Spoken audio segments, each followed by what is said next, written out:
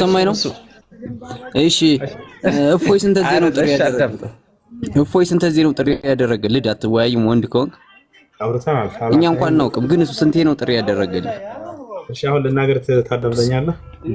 ማለት እናንተ ያወጣችሁ ስላለ ማለት ነው መጽሐፍ ቅዱስን እናንተ ስለምታበርዙት እና እኛ ስለምንበርዘው አይደለ?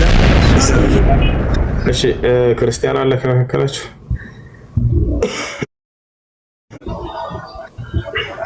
ክርስቲያን አለ? ክርስቲያን አይደለሁም፣ ግን ጥያቄ ነበር። እሺ ትጠይቃለሽ። አንዴ ክርስቲያኑ አስቀድማት። ሙሉ ነሽ? አቤት ኡስታዝ ሰላም ማለት ነው አለኝ። እግዚአብሔር ይመስገን።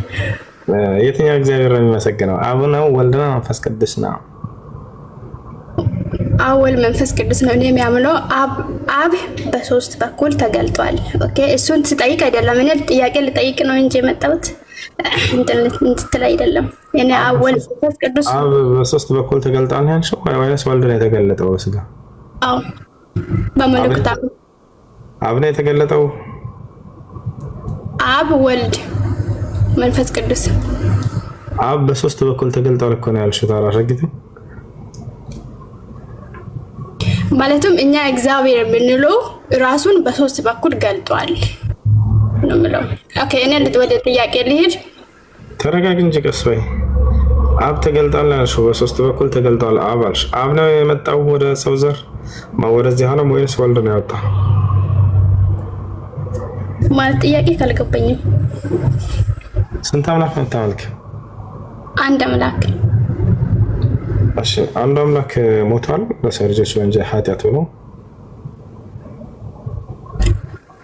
ምን ያ አምላክሽ ሞቷል አልሞተም? የምታመልክ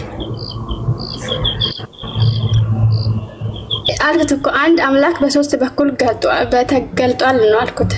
ራሱ ያ አምላክሽ አንዱ አምላክ ለኃጢአትሽ ብሎ ሞቶልሻል ወይ? አዎ ሞቶልኛል። ከሞቱ አምላኮች ተነስቷል። ሞቶም አልቀረም ተነስቷል። ሞቱን ድረግቶ ተነስቷል። በአብ በኩል ተቀምጧል። በአብ ቀኝ ተቀምጧል። የት ጋር ነው ሞትን ድል አድርጎ ተነስቷል የሚለው ቃል መጽሐፍ ቅዱስ ላይ? ሞትን ድል አድርጎ ተነስቷል የሚለው ቃል የት ጋር ያለው መጽሐፍ ቅዱስ ላይ? ኦኬ የተነሳበት ብዙ ቦታ አለ። ሞትን ድል አድርጎ ተነስቷል የሚለው የት ጋር ነው? ትንሣኤ ይሆናል። ኦኬ ሞትን ድል አድርጎ ተነስቷል የሚለው ጥቅስ የት ጋር ነው? ብዙ ቦታ አለ አልኩት እኮ የት ጋር ነው ያለው? ለምሳሌ አንድ ነገር እስኪ በራፍና ቁጥር እኔ ልጠይቅ ነው የገባሁት። ከዛ በኋላ ትጠይቀኛለህ። ከመለስሽ በኋላ ማስረጃ ስትጠይቂ ከዛ በኋላ ልጠይቅ ነው የገባሁት። ልጠይቅ ነው የገባሁት። የት ጋር ነው ያለው? ለምሳሌ መጽሐፍ ምዕራፍ 40 ቁጥር 82 ላይ ኢየሱስ ክርስቶስ ሞትን ድል አድርጎ ተነስቷል ይላል አይደለ? ትክክል ነው ይሄ ቃል? የትኛው ቃል? እስኪ አምጣልኝ ቃሉን። ምዕራፍ 40 ቁጥር 82 ላይ ኢየሱስ ክርስቶስ በገሊላ ማለትም አሳየኝ እኮ አሁን የነገርኩሽ ቃል ትክክል ነው ወይ? ቃሉ እኮ አሳየኝ ማለትም እናንተ አደባላላቃችሁ ስለምታነቡ አሳየኝና ሊዮ ጀምር። አማርኛ ታነቢያለሽ? አነባለሁ በሚገባ። እሺ አማርኛ ካነበበች እች ልጅ ጎበዝ ናት ማለት ነው። እስኪ በላጣላት አንድ ጊዜ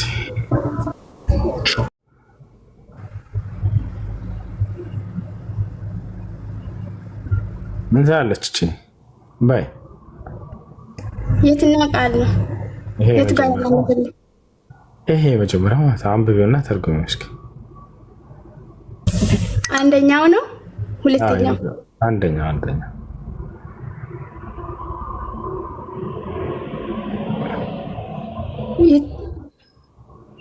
በአማርኛ ታምቢም እንደ ልቀይርልሽ ፈረንስኛ አረብኛ በደንብ አነባለሁ። የጌታ ሰው አንብቢው እና ተርጉሚው። ቃሉ የተጠበቀ ይሄ ቃል አይደለም እኮ ልጄ። ያ ምን ታያለች? እኔው እኛ በእኛ እንደዚህ ሚል የለም። ቦታውን ንገረኝና እኔ ላምቢ እኔ ጋር አለ መጽሐፍ ቅዱስ ማለትም እናንተ ያወጣችሁ ስላለ ማለት ነው። መጽሐፍ ቅዱስን እናንተ ስለምታበርዙት እና እኛ ስለምንበርዘው አይደለ? እሺ ኦሪት ዘዳግም ምዕራፍ 23 ቁጥር 1 በይ ያ ኦሪት ዘዳግም ምዕራፍ 23 ቁጥር 1 ላይ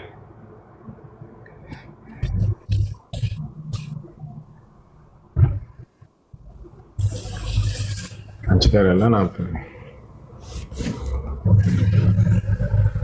የቂያለ ከተስከዛ ድረስ የቂያላችሁ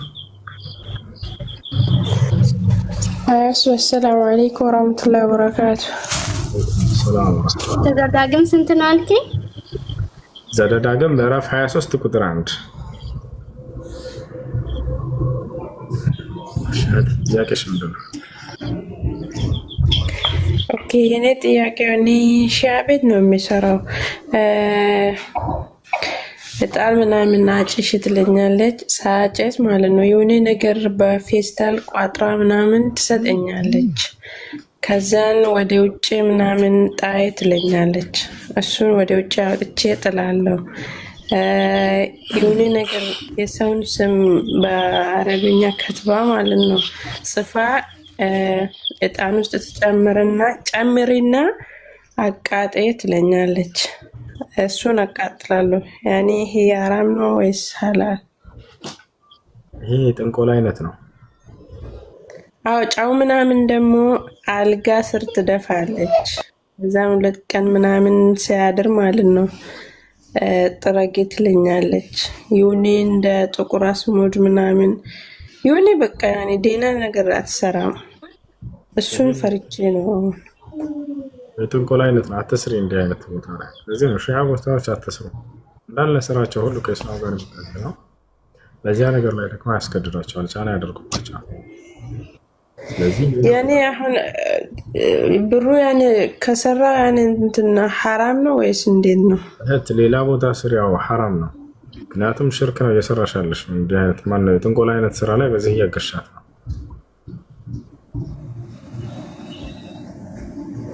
ሌላ ጥያቄ አላችሁ? እሺ በቃ ሽኩራን ጀዛከላ። ሰላም አለይኩም። አለይኩም ሰላም። ሰላም ነው። የኔ ጥያቄ አንድ ሀቅ ያልተደረገ ልጅ አድጎ አባቱ አባት እንደሆነ ያምናል። ነገር ግን ልጅ ሀቅ ስላልተደረገ ያኔ አባቱም ከእናቴ ጋር እኩል ሀቅ የለውም በማለት ወደ ኋላ ማለት ባህሪ ከእናት ጋር እኩል ሀቅ አለው እንዴ? አባት ሐቂቃ ስላልተደረገለት ለማለት ፈልገሽ ነው ወይንስ በልጅነቱ ሐቁን ስላልተወጣ ስላላሳደገው ለማለት ፈልገሽ ነው? አንደኛ ሐቂቃ አልተደረገለትም፣ ሁለተኛ ደግሞ አላሳደገውም። ታደገ በኋላ ልጅ አባትን መርዳት አቅም ላይ ሲደርስ አባት ልጅን እንዲጠይቀው ይፈልጋል። ልጅ ደግሞ በዛ ሰዓት አንደኛ ሐቂቃ አላደረገኝም፣ ሁለተኛ አላሳደገኝም በሚለው ከእናቱ ጋር እኩል ያለ ማየት ነገር አለ። ይሄ ሐራም ወይስ በልጁ ላይ ችግር የለም? ሐቂቃ ለማድረጉና እሱን አለማሳደጉ የአባትነትን ሐቅ አይነጥቀው። ለአባቱ መልካም ያዋለለት ስላለፈ ሐቂቃ ማድረግ ግዴታ አይደለም፣ ስናማከር ነው። ከቻለ ያደርጋል፣ ካልቻለ አለማድረግ ይችላል። ሌላኛው ማሳደግ ግዴታ ነው። በርግጥ ያንን ያላደረገበት ምክንያት አሳማኝ የሆነ ምክንያት ኑሮት ከሆነ ድሃ ከሆነ አባቱ ካለው ከአቅሙ አሳድጎት ከሆነ خلاص በቂ ነው። ካላሳደገውም ደግሞ እንደ ኃጢአተኛ ይቆጠራል እንጂ አባትነቱን ሐቅ አይነጥቀውም እሱ። ስለዚህ ልጅ ለአባቱ መልካም መዋል አለበት በምንም መንገድ ነው። እሺ ልጁ ሐቂቃ ስለሆነ ነው ግር የሚለው ወደኋላ። ያኔ ሐቅ አላደረገውም ልጁ። መለስኩኝ ልድገመው መልስ ነው። ሌላ ጥያቄ አላችሁ? አቤት ኡስታዝ። እሺ ጥያቄ ምንድን ነው? መላእክቶች ከኑር ነው የተፈጠሩት? ያ ሸይጣን ከመላእክቶች ውስጥ ነበር? ከእሳት ነው የተፈጠረው፣ ግን በሰማይ ይኖር ነበር። ከእሳት ነው የተፈጠረው ከኑር አይደለም። አይደለም ማስረጃ ልስጥ።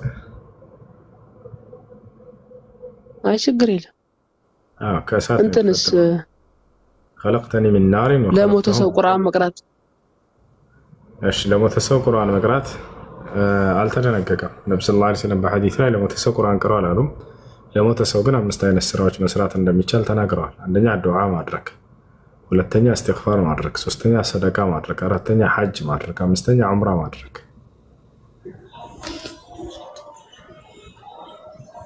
ጾምን መጾምስ? ጾም መጾም ቀዳ ካለበት ጾሙለት ብለዋል። ቃል ነብዩ ሰለላሁ ዐለይሂ ወሰለም ማተ ወዐለይሂ ቀዳ ሷመ ዐንሁ ወልዩ። የረመዳን ቀዳ ያለበት ሳይጾም የሞተ ሰው ቤተሰቦች ይጾሙለት ብለዋል። ከሌለበት ግን ዝም ብለህ ሱና ጾም ጾሜ ለአባቴ ለአያቴ ብትል አይቻልም። ጨረስከው? እሺ አላህ ቁርአን ላይ ኢና አንዘልናሁ ብሎ ወርቷል። እኛ እያለ ወርቷል። ስንት ነው አላህ ይላሉ? ስንት ነው? አንድ አይደለም። አንድ ነው አላህ ሱብሓነሁ ወተዓላ። እኛ የሚለው ለምንድን ነው ነው ትክክለኛ ጥያቄ። እኛ ያለው ስንት ስለሆነ ነው አይደለም። ምክንያቱም አላህ ሱብሓነሁ ወተዓላ አንድ ብቻ ነው ብሎ ዘግቶታል፣ የብዜት እንዳልሆነ። ባጭሩ እኛ የሚለው ቃል ለሁለት ዓላማ ይውላል። አንደኛ የብዜትኛነት አለ፣ ሁለተኛ የግነትኛነት አለ። የብዜትኛነት ማለት ብዙ ቃሎች ነው አንድ ስራ ሰርተው ሳሉ ከመካከላቸው አንዳቸው ያንን ወክሎ ሲናገር እኛ ብሎ የሚገልጸው አገላለጽ ነው። ሁለተኛ ደግሞ የግነትኛነት ነው። አንድ አካል ብቻውን ሆኖ ሳለ ገናና ስራዎችን በመስራቱ ምክንያት ግነቱን እና ክብሩን ልቅናውን ለመግለጽ እኛ ብሎ የሚናገርበት ዘይቤ ነው። አላህ ሱብሓነሁ ወተዓላ እኛ የሚለው ለዚህ ነው፣ ግነቱን ለመግለጽ እንጂ ብዜት አይደለም።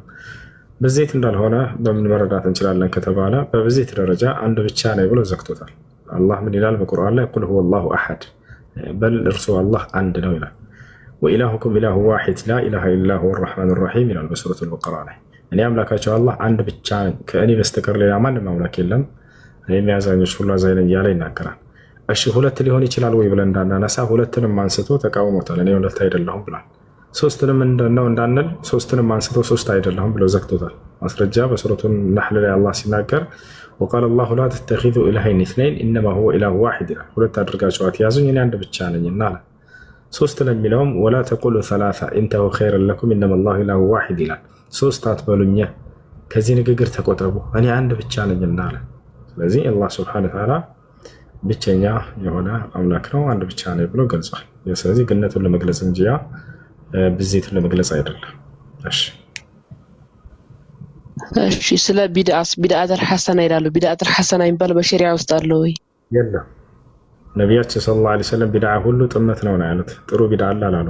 ቃለ ነቢ ሰለላሁ ዐለይሂ ወሰለም ኩሉ ቢድዓቲን ضላላ ወኩሉ ضላለቲን ፊናር፣ ሁሉም ቢድዓዎች ጥመቶች ናቸው ነው ያሉት። አይ ጥሩ ቢድዓ አለ አላሉ። ኢማም ማሊክ ረሒመሁላህ ተዓላ እና አብደላህ ብን ዑመር ምን አሉ? መን ብተደዐ ፊል ኢስላም ቢድዓተን የራሃ ሐሰና ፈቀድ ዘዐመ አነ ሙሐመደን ኻነ ሪሳላ። ምን አለ? በእስልምና ላይ አዲስ ቢድዓን ፈጥሮ ይሄ ጥሩ ቢድዓ ነው ብሎ ያየ ሰው ነቢዩ ሙሐመድ ሰለላሁ ዐለይሂ ወሰለም በተላኩበት መልእክት ላይ ክህደትን ፈጽመዋል ያለ ያክል ነው ብሎ ተናግረዋል። ያላደረሱት መልካም ነገር አለ እኛ ያወቅ ነው ብለው እንደሞገት ነው እነዚህ ሰዎች። ነቢ ሰለላሁ ዐለይሂ ወሰለም ደግሞ ማንኛውንም መልካም ነገር ሁሉ ነግሬያቸዋለሁ ያስቀረት የለም ብለዋል። ማስረጃ ቃል ነቢ ሰለላሁ ዐለይሂ ወሰለም ማ ሚን ኸይሪን ኢላ ወቀድ አኽበርቱኩም ዐንሁ ወማ ሚን ሸርን ኢላ ወቀድ ሐዘርቱኩም ዐንሁ። ምንም አይነት መልካም ነገር የለም የነገርኳቸው ቢሆን እንጂ ነው። ታዲያ ይህን መልካም ነገር እንዴት ረሱት? እንዴት ረሱት? እነዚህ ሰዎች እንዴት አስታወሱት? እንዴት አገኙት? አልስጠፋሁም ላህ ስብሓነሁ ወተዓላ ቢገይሪ ማ ለም የስጠፉ ቢሂ ነቢያሁ ሰለላሁ ዐለይሂ ወሰለም። አላህ ነቢዩ ሰለላሁ ዐለይሂ ወሰለምን ባልመረጠባቸው ነገር ላይ እነርሱን መርጦ አሳወቃቸው። ጥሩ ነገር ይሄ ነው። እና ጥሩ ቢድዓ የሚባል ነገር የለም። ቢድዓ ሁሉ ጥመት ነው። እሺ በጋራ ሰላዋት ማድረግ ነቢያችን ሰለላሁ ዐለይሂ ወሰለም አላደረጉም። ሰላዋት አውርዶ ብሏል አላህ በቁርአን ላይ፣ ነቢ ሰለላሁ ዐለይሂ ወሰለም ሐዲስም ላይ ብለዋል። ነገር ግን በጋራ በህብረት አድርጎ ተብሎ አልተገለጸም። ነቢ ሰለላሁ ዐለይሂ ወሰለምና ሰሃቦችን በህብረት አድርገው አላሳዩም ነው። ፈማ ለም የኩን የውመኢዚን ዲና ፈለን የኩነ ልየውመ ዲን። የዛኔ ከሃይማኖት መገለጫ ያልሆነ ነገር ዛሬ እንደ አዲስ ከሃይማኖት ሊሆን የሚችል ነገር የለም። እሺ ነቢዩ መሐመድ 9 ያገቡ የነቢያችን መሐመድ ሰለላሁ ዐለይሂ ወሰለም ትክክለኛ ሚስቶቻቸው 13 ናቸው ወይስ 11 ናቸው? አንድ ስንት? አንድ።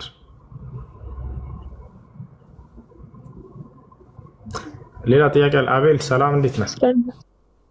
አዎ 11 ኡቱ ሰላም ነው። እንዴት አመሸህ? አላህ እንዴት ነህ?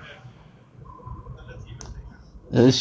አይ ቅድም ላይ ያየው ነበረ ቁላው የተቀረቀጠ መቅደስ ቤተ መቅደስ አይገባም የሚለው ኦሪት ዘዳግም ላይ ነው ያዩት ነበረ እና በአሁኑ ጊዜ እሱ ብሉይ ኪዳን ላይ ያለ መጽሐፍ ቅዱስ ቃል ነው። ግን ክርስቶስ ከተወለደ በኋላ አዳምና ሔዋን በሰሩት ኃጢአት ክርስቶስ ተወልዶ በድንግል ማርያም ከስጋ ስጋ ከሷ ነስቶ ማለት ነው ተወልዶ የዓለምን ነው ለዓለም ሁሉ የሞተው የተሰቀለው የተወገረው ለኛ ሲል ነው እና ከዛ በኋላ የተሰቀለ እንትን ቁላው የተቀጠቀጠ የሚለው ቤተ መቅደስ ውስጥ አይገባም የሚለው በአሁኑ ሰዓት የለም። ሁሉም ክርስቶስን ያመነ የዘላለም ሕይወት ያገኛል ማለት ነው። ግን እንዴት ነው የሚዳነው? ፕሮሰስ አለው። እየዳንን ነው፣ ድነናል፣ እንድናለን የሚል አለ።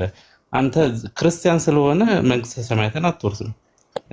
በእናንተ እስልምና ሃይማኖት እስላም ስለሆነ ብቻ ጀነት ላትወርስ ትችላለህ። ግን የእናንተ አስተምሮ መጨረሻ ላይ መንግስተ ሰማያትን በትክክል የሚወርስ በእስልምና በግልጽ የተነገረ የለም። እንደውም መጨረሻ ላይ ምንድነው ያለው? አላህ መጨረሻ ላይ ገነት ጀሃነም ሞልታ ገነት ግን ወይም ጀነት ግን አንዳችም ነፍስ አልነበረባትም ነበር ይላል። ግን ከየት መጥቶ ነው ጀነት ውስጥ በእስልምና አስተምሮት ላይ የሚገቡት? መቼ ነው? ያንን ብታብራራልኝ ከቻልክ። አሁን ያልከው ሁሉ ማስረጃ የለም። እሺ ለማንኛውም ጠይቅ። ማስረጃ የተናገርከው ሁሉ ታሳየኛለህ ከኢስላም? ያው ከሞላ ጎደል ግን እንዴት ነው እስልምና ላይ ማለት አሁን አላህ አይወልድም አልተወለደም ይላል አይደል? ብዙ የሚያምታታ ነገር አለ። አሁን ከ9 ሰዓት በኋላ እንደገና ወደ ቅርቢቷ ሰማይ በአርሽ ላይ ነው ይላል። ያ ነገርስ ለምንድን ነው? አንደኛም ደግሞ የሆነ የሰማሁት አለ ቅርብ ጊዜ አንድ ሰው በእስልምና አስተምሮ ሽንት ቤት ገብቶ ማውራት አይችልም። ለምንድን ነው ያስ ማውራት የማይችለው? እሺ አሁን ልመልስልህ። እሺ እያንዳንዱን ጠይቄ መጨረሻ ከሱ ልጀምርልህ እና ልመልስልህ። እሺ ሁሱ እሺ አንድ ሰው ሽንት ቤት ገብቶ ማውራት አይችልም የሚል ነው።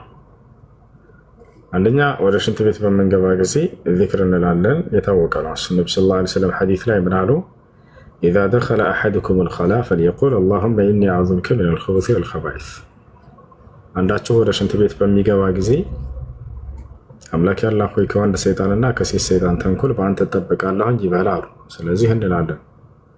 ሽንት ቤት ውስጥ ማውራት እዛ ቁጭ ብሎ ማውራትን በተመለከተ ሰውየው ለምንድን ነው የሚያወራው? ምንድን ነው የሚጠቅስ? የተጸዳዳ ሰውየው እንዴት ነህ ደህና ነህ? ይሄ ነውር ነው አይደለም? ለኛ ከነውርነት አንጻር ነው።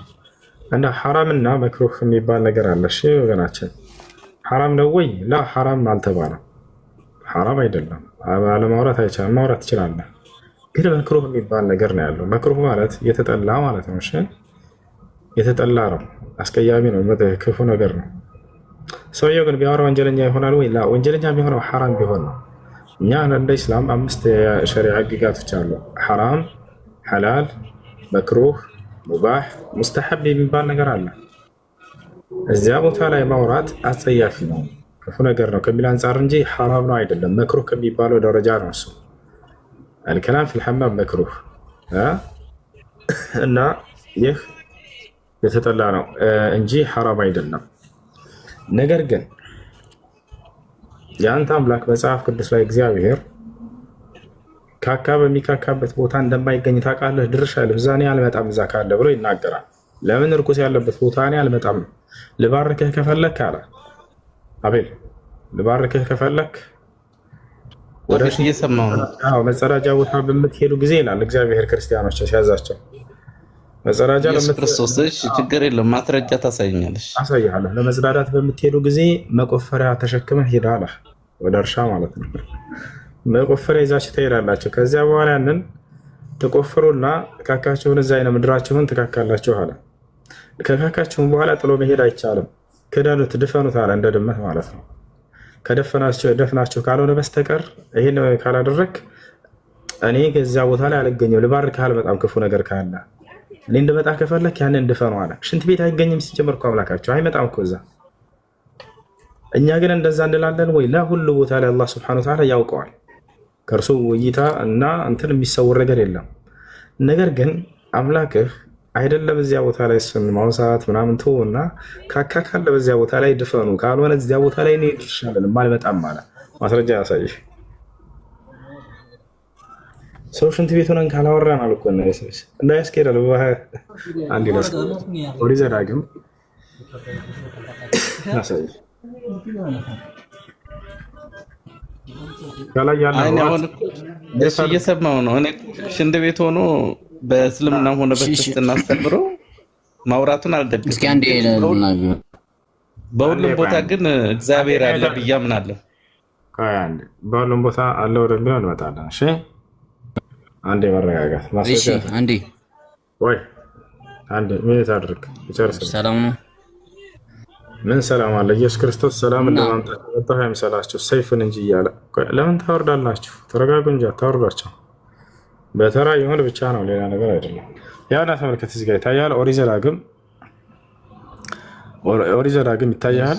ዘዳግም 23 12 ላይ 12 ላይ ምን ይላል መሰለህ? ያ ከ9 ጀምረን እናምጣው። ከ12 ለመጸዳጃ የሚሆንህን ቦታ ከሰፈሩ ውጭ አዘጋጅ አለ። ከትጥቅህም ጋር መቆፈሪያስ በምትጸዳዳበት ጊዜ አፈር ቆፍረህ በአይነ ምድርህ ላይ መልስበት። አይነ ምድር ታውቃለህ አይደለ አቤል? ታውቃለህ፣ ቆሻሻ ማለት ነው። ከሰው የሚወጣ ቆሻሻ። ያንን ከካካችሁ በኋላ ካካችሁን አፈር መልሱበት አለ እግዚአብሔር። ምን አለ? በምትጸዳዳበት ጊዜ አፈር ቆፍረህ በአይነ ምድርህ ላይ መልስበት አለ። ለምን ከተባለ ያ ካልተመለሰበት ካልተሸፈነ ካካው እግዚአብሔር ድርሽ አይልም እዛ። ያው ምን አለ? አምላክህ እግዚአብሔር ሊጠብቅህ ጠላቶችንም በእጅህ አሳልፎ ሊሰጥህ በሰፈሩ ውስጥ ስለሚዘዋወር እግዚአብሔር ይዘዋወራል። በሰፈር ለሰፈር ማለት ነው። በሰፈር ውስጥ ስለሚዘዋወር በመካከልህ አንዳች ነውር አይቶ ከአንተ እንዳይመለስ ሰፈር የተቀደሰ ይሁን። ያ ካካ ካለ ይመለሳል እግዚአብሔር። ያው አያርለ ያ እግዚአብሔር እንዳይመለስ ከፈለክ ከሰፈርህ ካካህን መድፈን አለብህ። ካካ ባለበት ቦታ እግዚአብሔር የለም፣ አይገኝም። እሺ ሁሱ አመሰግናለሁ። ይሄ ካካ ማለት ለሰው ልጅ ጽዳት ነው፣ ጽዳትን ያስተምራል። ግን ካካ ባለበት ቦታ እግዚአብሔር ሲዘዋወር አንተን አይቀድስም፣ አንተን አይባርክም የሚለው በበፊት ኦሪት ዘዳግም ላይ ኦሪት ብሉይ ኪዳን ላይ ሊሆን ይችላል። ግን አሁን ይዞራል እንደዛ የለም ብዬ አስባለሁ። ምክንያቱም የአምላክ ባህሪ የሚቀያየር ፈረ ነው ወገናችን። አይ እኮ ነው አሁን እኮ እግዚአብሔር በፊት ይዘዋወር ነበር። የምንሰራውን ሁሉ ያለ እኮ ገብተዋል። ልብና ኩላሊትም የሚመረምር እግዚአብሔር ነው። ግን አሁን ለንጽህና ነው ቦታውን ንጹህ ማድረጋችን ለእኛም ለአካባቢውም ጽዳትም ይጠቅማል እንጂ ይሄ ፈጣሪን ወደ አንተ እንዳይቀርብህ የሚከለክል አይደለም። ንጹህ ነው ያለ ነው የሚከለክል ነው ያ ነው እንጂ ታሉን ማስቀየር አይ ነው። ለምሳሌ እናንተም መስጊድ ስትሄዱ እኛም ቤተክርስቲያን ስንሄድ ጽዱ መሆን አለብን። ለአምላክ አላህ ሱብሓነሁ ወተዓላ በዚያ ሰፈር ካካ ካለ አልባርካችሁም አልመለስም ማለት ነው። ሲጀምር እንዲህ አይነት ይኸውልህ ምን አለ መሰለህ አምላክህ እግዚአብሔር እንዲጠብቅህ ከፈለክ ጠላቶችህን በእጅህ አሳልፎ ሊሰጥህ ምን ማድረግ አለብህ? ካካህን መሸፈን አለብህ አለ። ምን አለ? ነውር ነው። በሰፈር ውስጥ ስለሚዘዋወር እግዚአብሔር ዘዋሪ ነው አይደል? ይዘዋወራል ሰፈር ለሰፈር ይዘዋወራ ሁሉንም ይቃኛል እንዴ? እሱ እኮ የእናንተም አላህ የምትለውም እኮ ያለ አይደል? አላህ አለ ብለህ ታስባለህ። አላህ ሰፈር ለሰፈር ይዞራል የሚለውን አሳየኝ። ያው እግዚአብሔር ሰፈር ለሰፈር ይዞራል፣ እኔ አሳየው። አላህ ሰፈር ለሰፈር ይዞራል የሚለውን አሳየኝ አንተ። እሺ ባላሳየህም ግን አንተ የምታምነው አለ። ለምሳሌ አላህ አለ ብለህ ታምናለህ አይደል? ሰፈር ለሰፈር ይዘዋወራል ብዬ አላምንም። እሱማ ሰፈር ለሰፈር አላህ አንዴ ሁሱ አንዴ ላውራ። እሺ አውራ ወንድማችን። እሺ ይሰማ ነው። ስለዚህ እግዚአብሔር ሰፈር ለሰፈር ስለሚዘዋወር በመካከል ሰፈር ለሰፈር እኮ ሁሱ ሰፈር ለሰፈር ቢዞር እኮ ሁላችንም ሊጎበኘን አለው ሊለን ነው እንጂ ሌላ አይደለም። ካካካል ላይ አይጎበኝህም፣ በእዝነቱ አይጠብቅህም። እንድጠብቅህ አላ ያንን ሸፍን። ካልሆነ ሰፈር ለሰፈር ስለመዘዋወር ያን ነገር ካካህን ካየሁ መለሳለሁ፣ በዚህ አልገኝም ማለት ካካ ባለበት ቦታ አይገኝም እግዚአብሔር። ስለዚህ እግዚአብሔር ሁሉ ቦታ አለ የሚለው ነገር ውሃ በላው። በዚህ አጋጣሚ ካካ ባለበት ሰፈር አልገኝም መለሳለሁ አለ። በቃ በዚህ አንተ ሁሱ እየሰማኝ ነው? እሺ እፎይ ስንት ጊዜ ነው ጥሪ ያደረገ? እፎይ ስንት ጊዜ ነው ጥሪ ያደረገ? ልድ አትወያይም ወንድ ከሆንክ አውርተናል። እኛ እንኳን እናውቅም፣ ግን እሱ ስንቴ ነው ጥሪ ያደረገልህ? እሺ አሁን ልናገር ታዳምጠኛለህ? ስንት ጊዜ ነው ስንት ጊዜ ጥሪ? አሁን ላይቭ ነው ህድስት ተወያይ ወንድ ከሆንክ ማለት ነው። አቅም አለ። ሄድና ጥራው። ሄድና ይሄንን ለኔ ያልከኝ ነገር አለ ሄድና ብሏል። አይደለም ወንድማችን አንድ ሚሊዮን ብር ና ልስጥህና ወንድማችን እነሱ አቤል ሁለቱ በስምምነት ይገናኙ እንጂ ሰው አስገድዷቸው ሊገናኙ አይችሉም። አንዴ ዝም በለው። እየቆየ ስትማር ሲገባ እሱማ አንዴ አዳምጠህ አሁን ለኔ ነገርከኝ። ተረጋ በል እንጂ ታሳዝኑኛላችሁ ሙስሊሞች።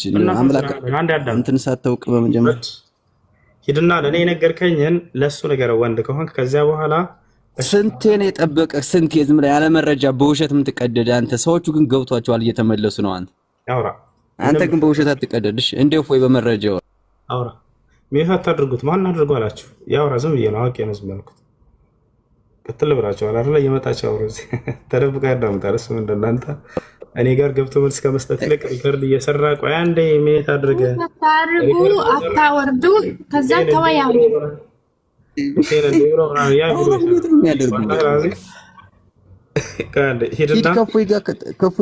ከፎይ ጋር ተወያይ። ወንድ ከሆንክ እኔ በቃ አታዳምጥ እኮ ችግሩ። እኔ ግን ዝም እያዳምጣቸው አይደለ? ግን አታዳምጥ።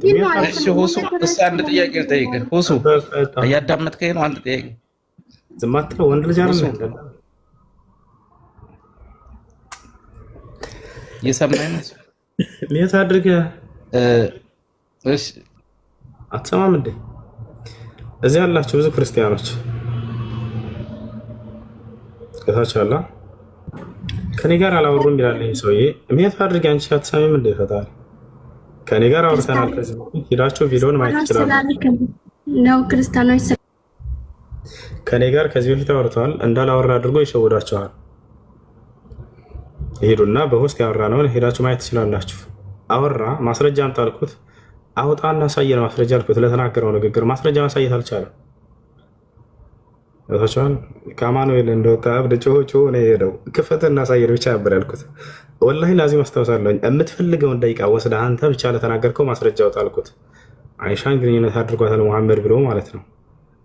አውጣና አሳየን እና እባክህ ያህል እየለመንኩት ሊያወጣ አልቻለም። በይሄን ቪዲዮ ሄዳችሁ ማየት ትችላላችሁ። አንደኛ ይሄ ነው። ሁለተኛ ሌላ ነገር እኔ ጋር እየተደበቀ ያዳምጣል። ይወታቸዋል። ከዚያ ምን ያደርጋል? ቁርጥ እያደረገ እንዲህ ብሏል ዛሬው እያለ ብዙ ቪዲዮዎችን ሰርቷል። እንደዚህ ከምታደርግ ገብተህ በዚያው ሰዓት ይሄ ስህተት ነው ለምን አትለውም በሉት። ክርስቲያኖች ሂዱና ይሄ ነው ሁለተኛ ነገር ብነግራችሁ። ሶስተኛ ነገር አቅርቤልህ ነበር ከዚህ በፊት። እሱም ምንድን ነው? አንተናና እዚህ ገብተህ ትልቁ ላይ አደርግሃለሁ፣ አድሚን እሰጥሃለሁኝ። የምትፈልገውን በእስላም ላይ የምታወራውን ነገር ሁሉ እዚያ የምትቀደደውን እዚህ አውራ። እኔ ደግሞ በተለይ አንተ ቤት እመጣለሁ ብያለሁኝ። አሁንም ሪከርድ አድርጉና ወሰዱለት ክርስቲያኖች ካላችሁ። እሱ የሚፈልገው ምን መሰላችሁ? ከዚህ በፊት በሆስት አውርተናል። እሱ የሚፈልገው በሆስት እንሆናለን። የሚፈልገውን ደቂቃ ትወስዳለህ። ሆስት እንደፈለግ ትናገራለህ። ደቂቃ ይሆን ወስደህ እንደፈለግኩ እናገራለሁ። ይሄ ምንም ለውጥ የለውም። ይሄ ፈሪ ነው ወላሂ። አሁን እሱ እዚህ ጋር ስለሌላ ለምን በሆስት እችም ትችላለች። እኔን ደቂቃ ወስዳ የምትፈልገውን ትናገራለች፣ እኔ የምናገራለሁ። እኛ አለቀ። ጀግና ማለት አንተ ቤት እኔ እመጣለሁኝ ስለ ክርስትና ላወራ፣ አንተ እኔ ቤት ናና አውራ። ገብታችኋል? ወላሂ ቤትህ እመጣለሁኝ ስለ ክርስትና ላወራ፣ እስማማለሁ በዚህ እሱ እንዳትይዙት ምን እንዳትሉት የፈለገው እንዳይቀረው ስራ እንደፈለገ ይቀደዳል። ይሄ አትይዘውም በምንም ነገር እዛቻላ። ይሄ ነው እፎይ።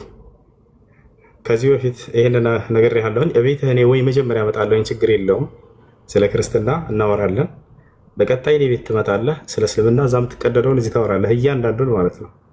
እዛቻላ ይሄ ነው። ይሄን ያቀረብንላችሁ በሆስት አላወራኝም ምናምን የሚላችሁ ወላሂ ዋሽቷቸዋል። ከዚህ በፊት እኔ ጋር አውርቷል። ይሄ ነው። እሺ ጥያቄ ያለው አቢል መቀጠል ትችላለህ። ጥያቄ ሻውፍ እንዳልኳችሁ ማሳወቅ አለብኝ ማለት ነው። ሌላ ጥያቄ ያለው ሰው አለ? አሰላሙ አለይኩም። አለይኩም ሰላም ወራህመቱላሂ ወበረካቱ። ማናችሁ ተዝ ላ አልሐምዱሊላህ። እኔ ምንስተስ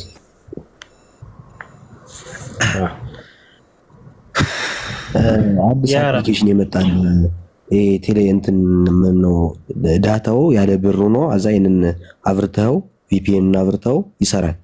ብር ሳይኖረው ዳታ ማለት ነው። ኢንተርኔትም ይሰራል። ላይ ነገር ይቻላል መጠቀም። እንደዚህ ማጨረር ምናምን ነው። ከማን ሐቅ ነው ያ ነገር የሆነው? የማንም ሐቅ አልወሰዳቸውም አይደለም።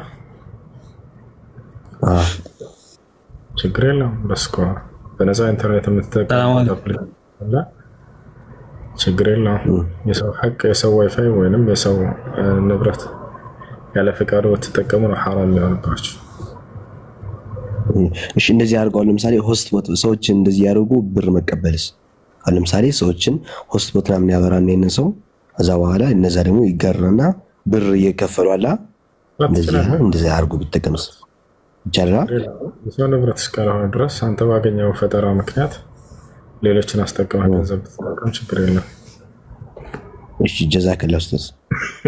አይ ሰላም አለይኩም። ወአለይኩም ሰላም። ሰላም ነህ? አልሐምዱሊላህ።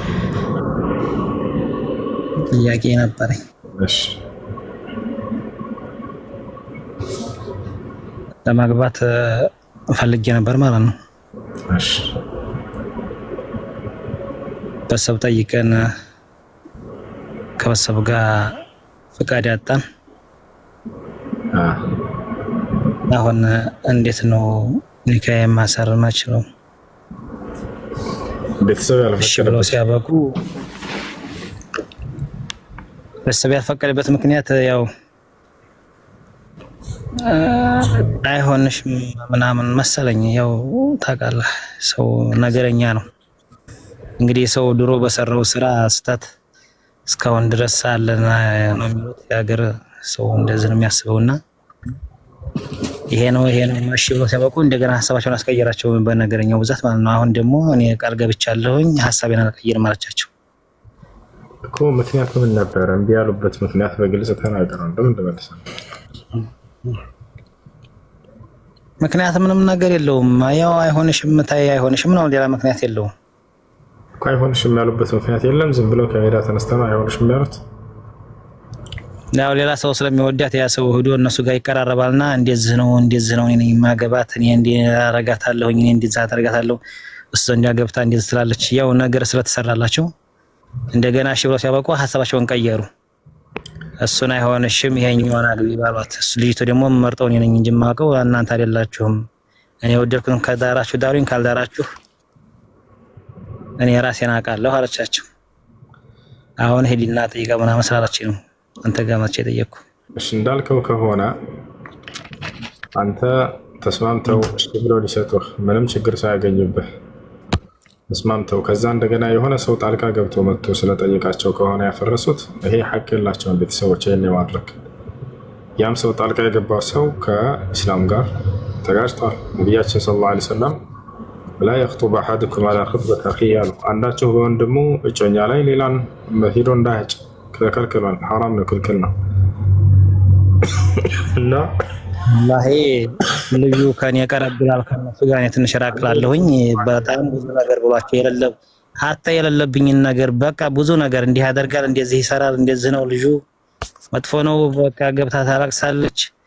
የሀገር ሰው ታውቃለህ እንዲህ ተብለናልና ሐላስ ቀይረን ሐሳባችንን በሰብ እንዲልክ ተባሉ። እና ይሄ ብቻ ነው ምንም ነገር ልጨርሰልህ ዝም በል አዳምጥ።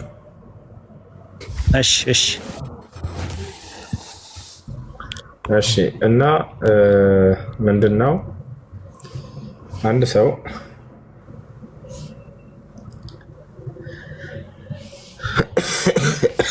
አሽቶ ሳለ ቤተሰቦች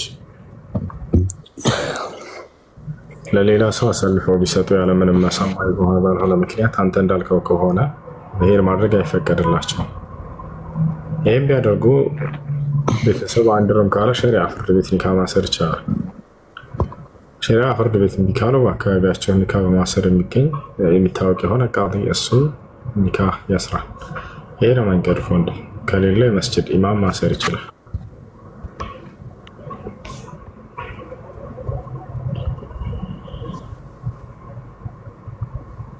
ሸሪዓ ፍርድ ቤት ማሰረው እንዴት አድርጌ ነው?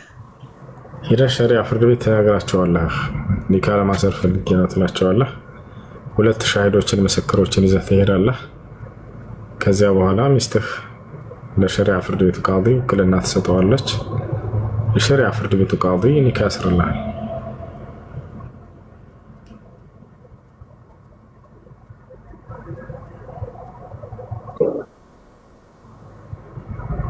የመስጊድ ኢማም ያልከውስ ወንድም በቅደም ተከተል አለው። ሸሪዓ ፍርድ ቤት እያለ የመስጂድ ኢማም ማሰር አይችልም። ሸሪዓ ፍርድ ቤት ካለ ሸሪዓ ፍርድ ቤት ከሌለ በአካባቢ ኒካ በማሰር የሚታወቅ ቃዲ ያ ከሌለ ነው የመስጂድ ኢማም ኒካ ማሰር የሚችለው።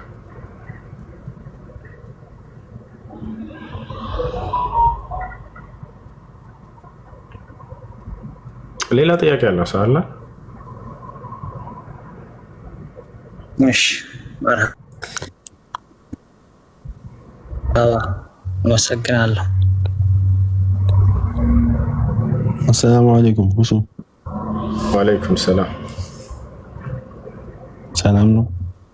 አልሐምዱሊላህ። ቅድም ፎሬክስ ሐራም ነው የሚል ቪዲዮ አይቼ ነበር። ስለ ፎሬክስ ተጠይቀው ዑለሞች ሐራም ነው ብለው አይ ሐላል ነው ያ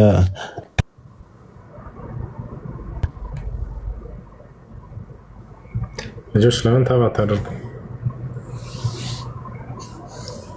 ምን አልክ? ሐላል ነው ያሉም አሉ እኮ። ማናቸው እንደሰሩት? ዶክተር ዛኪር ናይክ ሐላል ነው ብለው ነበር። ማስረጃ ምንድነው? ቪዲዮ አይቼ ነበር ዩቲዩብ ላይ። ያጣውና እስኪነሳ ማስረጃ ያነሳቸው ከቁርአንና ከሐዲስ ያነሳ ማስረጃ ምንድነው? አይ ሪባ ምናምን ከሌለው ምንም ችግር የለውም ብሎ ነበር። የግዴታ ሪባ ብቻ አይደለም ስፈርት ያ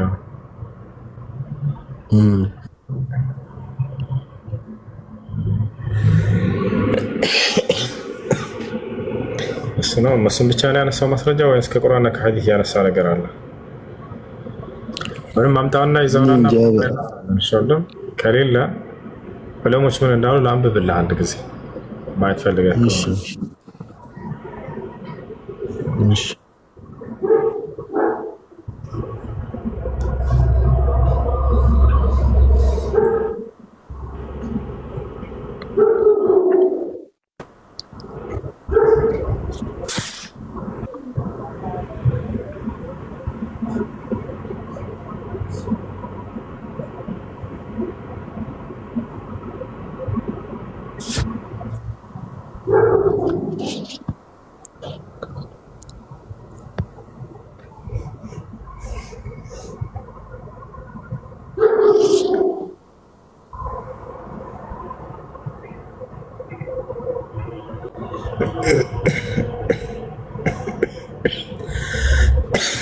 እሺ የፎሬክስ ግብይት ስርዓቱ እንዴት ነው ታውቃለህ? አውቃለሁ። እስኪ ተናገረው። ፎሬክስ ማለት መጀመሪያ ፎሪን ኤክስቼንጅ ማለት ነው፣ የውጭ ምንዛሬ ማለት ነው። እሺ እና በኦንላይን የተለያዩ ከረንሲዎችን እንገዛለን። ሲጨምሩ እኛ ገዝተን ሲጨምሩ አትርፈን እንሸጣለን። እሺ ተቃቡድ አለ የለም? ተቃቡድ አለ የለም? ተቃቡድ መስፈርት ነው። ደስ ካልሆነ አንዱ የሪባ አይነት ነው። ምን ማለት ነው ተቃቡድ? ተቃቡድ ማለት መቀባበል። አንተ ስትሰጠው ጊዜ እሱም ያቀብልህ መሆን አለበት። ወዲያው መጨባበጥ የሚባል ነገር አለ። ያንን ገንዘብ ንብረት የለውም በዲጂታል ስለሆነ የለውም የለውም ሌላ መሰለህ ይቻል ሐራም ነው ያሉ ዑለሞች ማስረጃ ሲያነሱ عدم التقابض فمكاكيه نجر تقابض يلهم الحقيقي وهي من صور الربا. ماشي لما نيام عندنا السنة تقابض سلال الله يكلبت بكيات ድምጾቻቸው አለ እዚህ የዑለሞች ፈትዋ የሰጡበት በዚህ ጉዳይ ላይ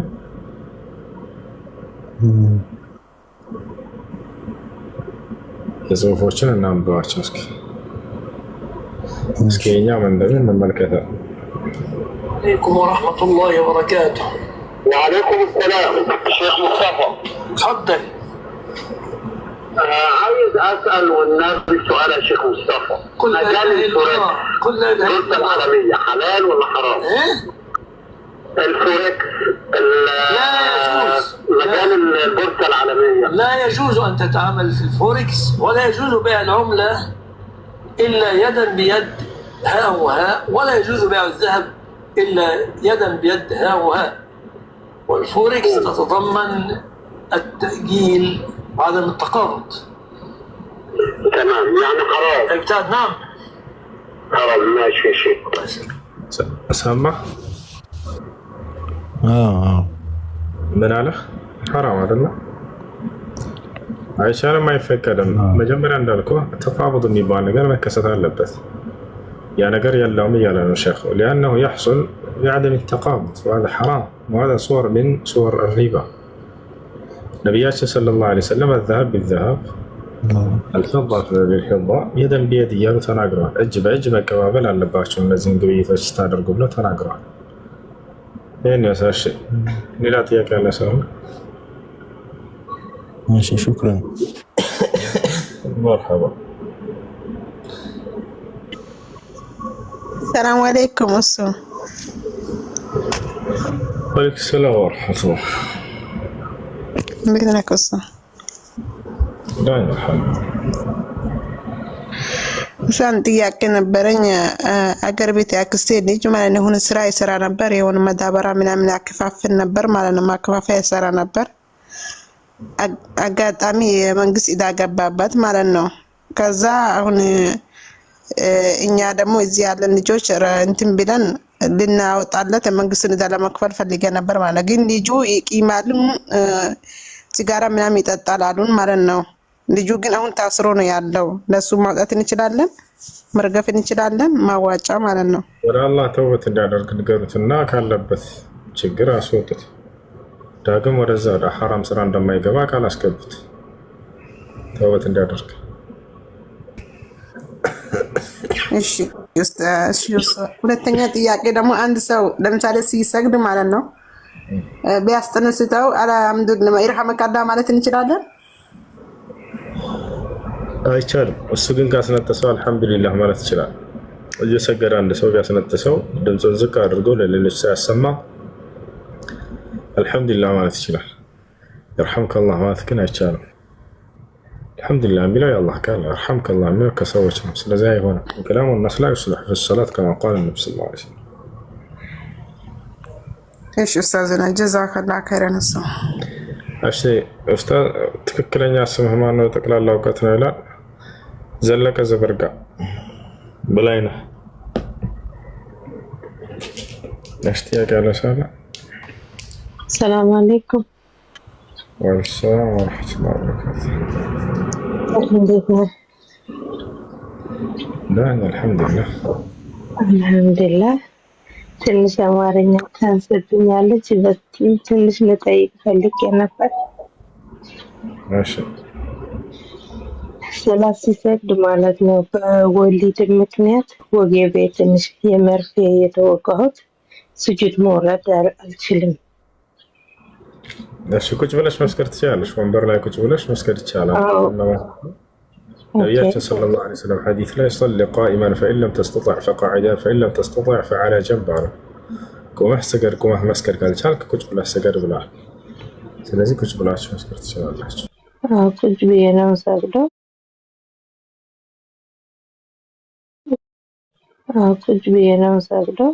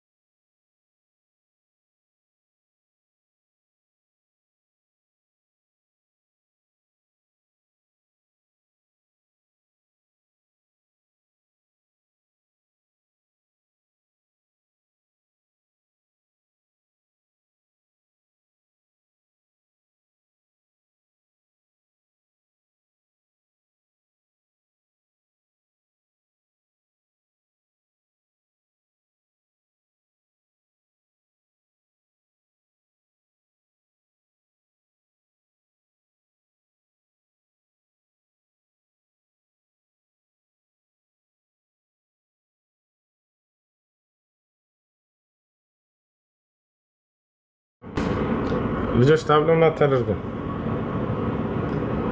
እንዴ? ምን ናቸው?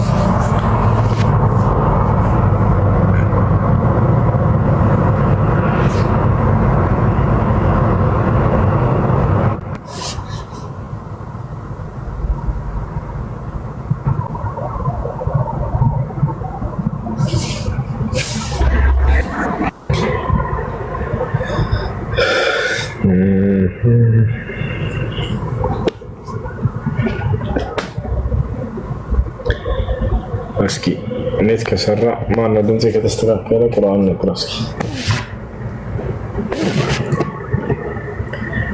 ልጆች ታማረጋችሁን አታቋርጡ። አንዴ ኮፒሊንክ አድርግ።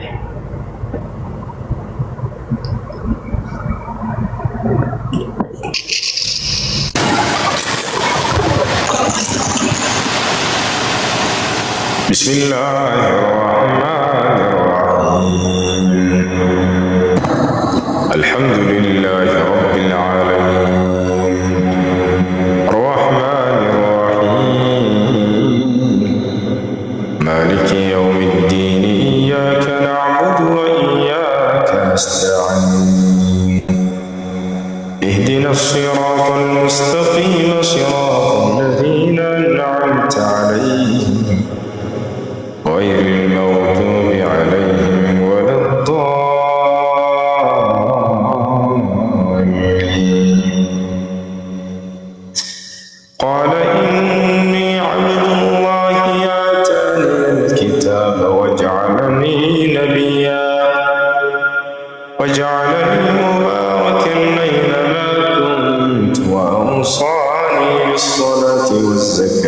ما دمت حيا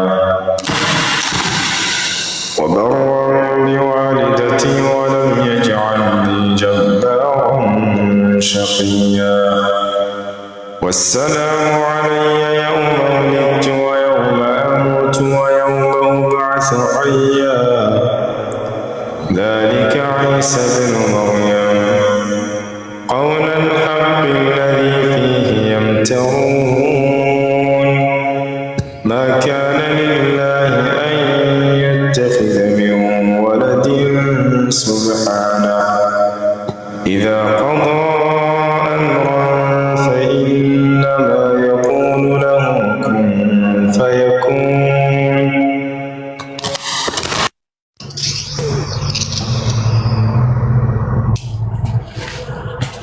ما تستحق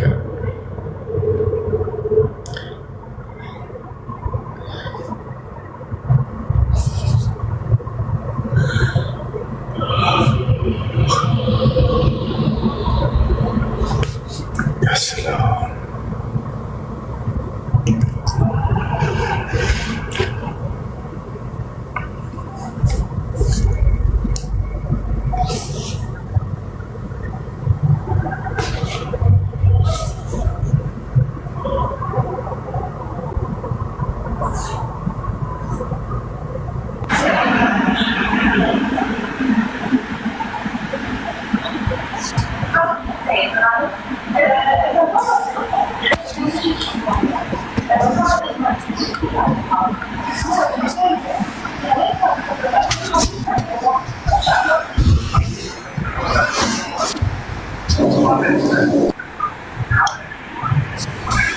السلام عليكم ورحمة الله وبركاته أستاذ. عليكم السلام. طيب ጥያቄ ማለት ነው አጅነብይ ሴት ያኒ አንድ ወንድ ልጅ አጅነብይ ሴት መጨበጥ አይችልምና ውዱ አታስፈታም ብለውኝ እኔ ደግሞ ታስፈታለች ብዬ ነበር። አስላን እንደመሰረቱ መጨበጥ አይቻልም። እንዲላ ወሳፊ ኒሳ ሰላም ነብስ ማለት ነው። እኔ ባል ሴትን አጅነቢ ሴትን አልጨብጥም አሉ። እሺ መነካካቱ ወዲያ ያጠፋል ወይ ወደሚለው ስንመጣ ጊዜ በዑለሞች መካከል ሁለት ሀሳብ አለ። ግማሽ ዑለሞች በንክኪው ምክንያት የዘር ፈሳሽ ከፈሰሰ ነው ውዱ መታበላሽ የሚላሉ። ሌሎች ደግሞ إذا مسها بشهوة ولو لم ينزل الماء فإنه يعتبر ناقض للوضوء በስሜት ከሆነ የተነካኩት የዘር ፈሳሽ ባይፈስም ውዱን ያጠፋል ያሉ ዑለሞች አሉ። እንዳጠቃላይ ትክክለኛው የዘር ፈሳሽ ከፈሰሰ ነው ውዱን የሚያጠፋው። كل ما يخرج من السبيلين فهو ناقض للوضوء ማንኛውም ከሁለቱ መጸዳጃ ቦታዎች የሚወጣ ነገር ሁሉ ውዱን ያጠፋል። ስለዚህ በንክኪው ምክንያት ስሜት ተገዝቶ የዘር ፈሳሽ ከፈሰሰ ነው ውዱን የሚያጠፋው። السلام عليكم. وعليكم السلام. አንዴ ልጨርስ። አፍዋን በጣም ጨርሽ። ሌላኛው ደግሞ አንድ በዝሙት የተወለደ ልጅ በዚና የተወለደ ልጅ ለአባቱ ልጅ ካልሆነ ለምሳሌ ለኔ አጎቴ ቢሆን ያለኔ አጅነብይ ይሆነኛል ለአያቴ ልጅ ካልሆነ የአባትነት መጠሪያ የለም። ስለዚህ አጅነቢ ነች እሷ ለልጇ። አንቺ አያድርገው ነው አባትሽ ያለ ኒካህ ቢወልድሽ አንቺ ለእሷ አጅነቢ ነሽ። አባት በኩል ያለው ዘር አጎቴ ያኔ አጎቴ የኔ አጎቴ አያቴ ከዚና ልጅ ወልዷል። ያ አጎቴ አጅነብይ ይሆነኛል ለኔ? ልጁ አይደለም። ያኔ አያቴ ክርስቲያን ነው፣ አጎቴ ደግሞ በቅርብ ሰልሞ ነው። ለምሳሌ በክርስትና ላይ ነው የተወለደው። ለምሳሌ አባትሽ በዝሙት ወልድሻል፣ አንቺ ለሱ ዘር ተቋርጧል፣ የአባትነት ዘር የለም። አንቺ አባትሽ አጅነቢ ነው። ከዛ በኋላ እሱ አያት አጎት ምናምን የሚባሉ የአንቺ አጎቶች በሱ በኩል ያለ ሁሉ እንዳለ ለአንቺ አጅነቢ ናቸው። እና በቃ አሁን አጎቴ አጅነብይ ነው ማለት ነው አጠገብ ያለው? አባትሽ አንቺን በሐላል መንገድ ነው? እኔማ በሐላል ነው የተወለድኩት። አጎቴ ነው የአባቴ ወንድም አጠገቤ ነው ያለው። እዚህ አብረን አንድ ቤት ነን እኮ። ስለዚህ ያኛው አባትሽና ያ ወንድሙ ወንድም ሊባል አይችልም በዝሙት ስለሆነ አያትሽ የወለደ አጎትሽ አይደለ? አዎ አያቴ ክርስቲያን ነው፣ በክርስትና ላይ ነው። ክርስቲያን ሆኖ ነው በዚህ ነው የወለደው። ከዛ አባቴና አጎቴ ደግሞ ሳልመው ነው። ቤታራ ከእስልምና በፊት የነበረ ወንጀላቸው እንደ ወንጀል አይታሰብባቸውም። ሰልማው ከሆነ ከዛ በፊት የነበረው ህይወት እንደ ወንጀል አይታሰብባቸውም። ስለዚህ ችግር የለውም እንደሱ ከሆነ። ይህን አፍሪካዊ ያስገቡት እስኪ አፕሚ እያለ 100 ጊዜ እያለ ይጻፋል። እሺ ጀዛኩሙላህ ኸይር።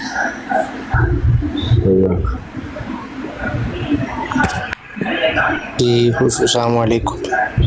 ወአለይኩም ሰላም። እኔ ሙስሊም ነኝና የሆነ ጓደኛዬ ሰፈር ውስጥ ተገናኝተን እንትን አለኝ ምንድን ነበር እንትን ፈጣሪ በቃል ነው፣ ቃሉ ደግሞ አምላክ ነው አለ። ከዛ ኢየሱስ የተፈጠረው በፈጣሪ ቃል ነው። ስለዚህ ቃል ማለት አምላክ እስከሆነ ድረስ ኢየሱስም አምላክ ነው ማለት ነው አለኝ። ኢየሱስ የተፈጠረው ብሎ እንደገና ፈጣሪ ነው ማለት ቆም ብለህ አስብ በለው እኮ። እንደዛ ብዬ ስጠይቀው አይደለም ኢየሱስ የተፈጠረው በፈጣሪ ቃል ስለሆነ ስለዚህ ቃል ደግሞ ፈጣሪ እስከሆነ ድረስ ኢየሱስም ፈጣሪ ነው ማለት ነው አለኝ።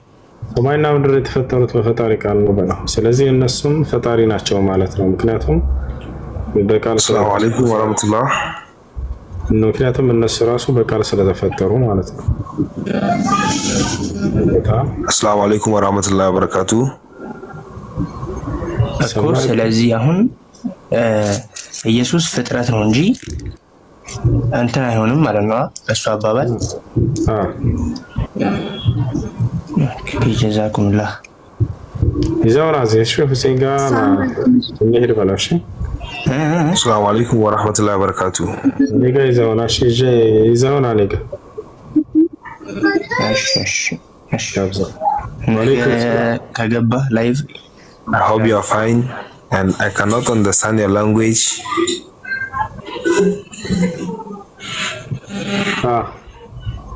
السلام عليكم أستاذ سو. السلام عليكم أستاذ. عندي بالفراولنجي تتكلم العربي؟ أخويا تتكلم العربي ولا لا؟ I can't speak in Arabic much because I'm from Nigeria. طيب شو تبغى يعني تريد تقرأ لنا القرآن ولا كيف شو؟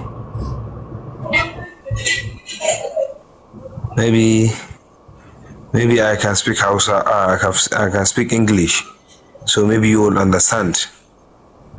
إذا أنت يعني تفهم العربي وتتكلم العربي تكلم باللغة العربية. So I said I don't understand Arabic much. I only understand Hausa and English and some other languages in Nigeria. تفهم العربي ولا؟ Okay, but I have a question to ask. اقرأ القرآن، اقرأ سورة الفاتحة، okay?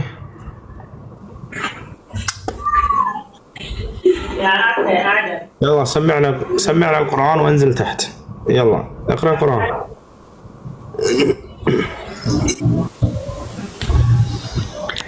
الو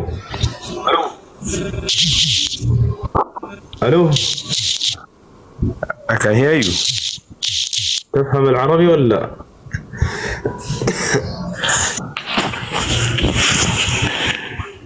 እሺ አለን። ቅድም ኢስላም የሚለው ቃል በመጽሐፍ ቅዱስ አለ ስትል ያው ነበርና እሱን እንድታሳየኝ ነው። አካይተሃል ማለት ነው አይደል? ቅድም ስናሳይ ምን አልከኝ?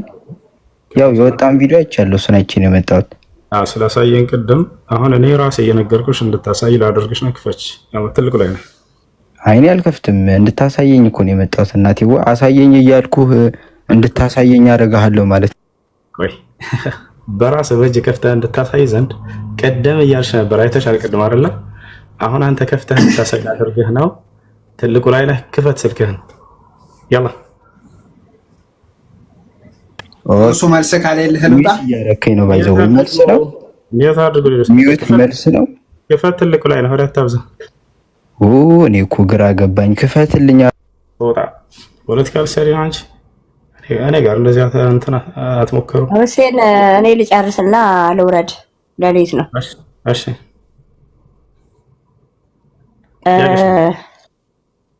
በመጀመሪያ ደረጃ ልጅቷ ትንሽ ሰርቃኝ ነው የገባሁበት። ላደንቅህ ነው። ማንም ሰው የራሱን ሃይማኖት ይወዳል እንደ ማንኛውም ሰው ማለት ነው አይደለ? አንተ ሃይማኖትን በጣም ትወዳለህ አይደል? እባክሽ ወደ ጥያቄሽ ግቢ። ሸጊቱ ይቅርታ፣ ይኸውልህ ወንድም እንድታስተምረን ነው አይደል? እያስተማርክ ነው። ሙስሊሙንም ክርስቲያኑንም እያስተማርክ ነው። እየጠየቅኩህ ነው። ጥያቄን ከቁጣ በስርዓት መልስልኝ። ሸጊቱ ስለ እምነት እኮ ታዲያ እየጠየቅኩህ እኮ ስለ እምነት እየጠየቅኩህ ነው። ስለ እምነት ነው። ሃይማኖትህን ትወዳለህ አንተ አይደለ? ትወዳለህ አትወድም? ኧረ በፈጣሪ ጥያቄሽ ምን ነው? መልስልኝ። ልጠይቅህ እኮ ነው። ልጠይቅህ ነው። እሺ ሃይማኖቴን እወዳለሁ። አዎ ሌላውም ሰው ልክ እንዳንተው ሃይማኖቱን ይወዳል። መጽሐፍ ቅዱስ ላይ ትክክለኛ ሁላችንም አንተ አሁን በሙስሊምኝ ቁርአን ስትቀራ በሙስሊም እኛም ደግሞ በሃይማኖታችን ልክ እንደ አቅማችን ወይ ሰንበት ትምህርት ቤት ተምረናል ወይ እንዳንተው የተለያዩ እውቀት ይኖረናል። መጽሐፍ ቅዱስ ተግባር በተግባር አቅርበህ ስልክ አይደለም። መጽሐፍ ቅዱስ የኦርቶዶክስ መጽሐፍ ቅዱስ የመናፍቃኖችንም ሳይሆን የኦርቶዶክስ መጽሐፍ ቅዱስ ግንባር በግንባር አቅርበህ አንብበህ ካሳመንካቸው የሚሰልሙት ይስለሙ። ማንም አይቃወምም። እኔም ብሆን ብሰልም ልጆቼም ቢሆኑ ቤተሰቦቼም ቢሆኑ አይመለከታቸውም። ግን አንተ ካንተ አሁን እኔ ቅር ብሎኝ ጥያቄ የምጠይቅህ ለምን ከስልክ ላይ ታያለና ትመሰክራለህ? እሺ ጨረሽ? አዎ ስልክ ላይ ትክክለኛ እውነት ነገር ስለሌለ ነው። በፈጣሪ እኮ እሺ ሰማኝ እኮ ጨረሽ ወይ? ላውራ ትፈቅጂልኛለሽ? ጨረስኩ። አውራ። አሁን ስልክ ላይ አውጥቼ መጽሐፍ ላይ የሌለ ነገር ያወጣሁትን አንድ አሳይኝ። ትልቁ ላሽ ነይ። በጭራሽ የለም። አንተ ሳታሳየኝ እኔ ስላየው ነው የምናገር ያለሁት። ክፈች እንዳሳየንሽ። እሱ ያላ አዋርጅኝ። ያው ክፈች። ሰማሁ እኮ ቅድም የሙሴንና የያዕቆብን ስታነብ ማለ ለሰለሞን የሚለውን ላይ ስታነብ እኮ እየሰማሁ ነበር። ለዛም ነው የገባሁት። መጽሐፍ ላይ የሌለ ነገር ያወጣሁት ካለ ከፍተሽ አሳየን እኮ አልኩሽ። ያው ሜዳው ያው ፈረሱ ያላ ጋልቢበት አሳየን። ኖ እኔ ምን አስጋለበኝ? ትክክለኛ ለሃይማኖታችሁ እናንተም እንደሚያማችሁ እኛም ያመናል። ሃይማኖት የታርገ እውነት ናቸው። እኔ ከራሴ ያኛው ነገር ማስተማር ነው። እሺ አትረብሽ እንጂ ታዲያ ቀስ በይ። ሰማንሽ እኮ እውነት እላቸዋለሁ። እኔ ከራሴ አንዳች አልናገርም። እንዳወራሁ እናገራለሁ። ንግግሬም ቅን ነው። በማስረጃ እንጂ አለማስረጃ አልናገርምና። ዳሩ ግን ትምህርቴ እስከ መጽሐፋቸው እንጂ ከራሴ አይደለም። ከመጽሐፋችን ላይ የለም በጭራሽ። ከመጽሐፋችሁ ላይ የሌለ ነገር የተናገርኩት አንድ አውጭና ሳይ የለም። ክርስቶስ ቅብ ነው ይላል መጽሐፋችን ላይ። ታሳየኛለህ? ቅብ ነው የሚል መጽሐፍ ላይ ነው። ስልክ ላይ አልቀበልህም። መጽሐፍ ቅዱስ አቅርበህ ክርስቶስ ቅብ ነው የሚል ካሳየኝ እኔ እሰልምልሃለሁ። መጽሐፍ ቅዱስ አቅርብ። መጽሐፍ ቅዱስ እኔ እሰልምልሃለሁ። መጽሐፍ ቅዱስ አጠገብሻለህ? እኔ አሁን ሌሊት ነው፣ መብራት የለኝም እንዴ። በዚህማ ምክንያት አታድርጊ። መብራት አብሪና ምዕራፍና ቁጥር ቀጠሮ ያዝልኝ። ነገም ቀን አለ አይደለ? አንተ ሁሌ ነው የምትገባው። ቀጠሮ ያዝልኝ፣ እገባለሁ። መጽሐፍ ቅዱስ ይዤ በፈለከው መጽሐፍ ቅዱስ በቃ ነገ እና በራስሽ በገዛ መጽሐፍሽ ቅዱስ ኢየሱስ ክርስቶስ ቅብ ነው ወይንም የተቀባ ነው የሚለውን ቃል ቅብ ነው የሚለውን ከነ ምዕራፉ ንገረኝ። ምዕራፉን ከፍቼ አወጣለሁ፣ አያለሁ። የዛኔ ነው የምንተማመነው እኔ እና አንተ። በቃ ምዕራፍና ቁጥሩ ልንገርሽ። እሺ ምናልባት ነገም ካልመጣሽ አንቺ በራስ እኔ ዋናው ዓላማ እኔ ምን ሀሱና እኔ ሁሌ ወደ ላይ አልገባም እንጂ ከታችሁኝ በጣም ነው የምከታተልህ፣ በጣም ነው የማየው። እኔስ መናገር ስለማልፈልግ ነው። ግን አሁን ቅድም በጣም እንትን ብዬ የገባሁት ለልጁ ስትነግረው የነበረው እንትን እያነበብክ ስትነግረው አንዴ እኔ አሁን ወሬውን ተውና ምዕራፍና ቁጥር ልስጥሽ። ያዣትናችን ኢየሱስ ክርስቶስ ራሱ የተቀባ እንደሆነ ከአምላክ ዘንድ እሱን ማስረጃ ልስጥሽ፣ ይዘሽው ሂጂ። እሺ፣ ከዛ በኋላ እሱን በራስሽ ማረጋገጥ ትችላለሽ። አንዴ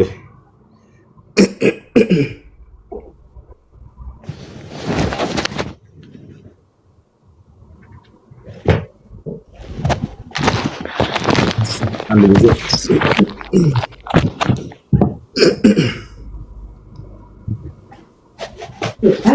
እሺ የሐዋርያት ሥራ ምዕራፍ 10 ቁጥር 38 ላይ ይዘሻል? እሺ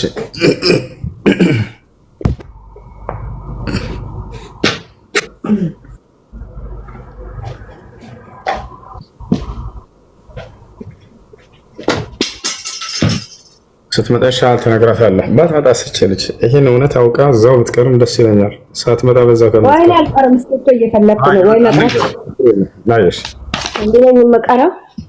አይ ልጆቹ እንዲህ እየተታለሉ እየሰለሙ ነው እኔ የምቀረው።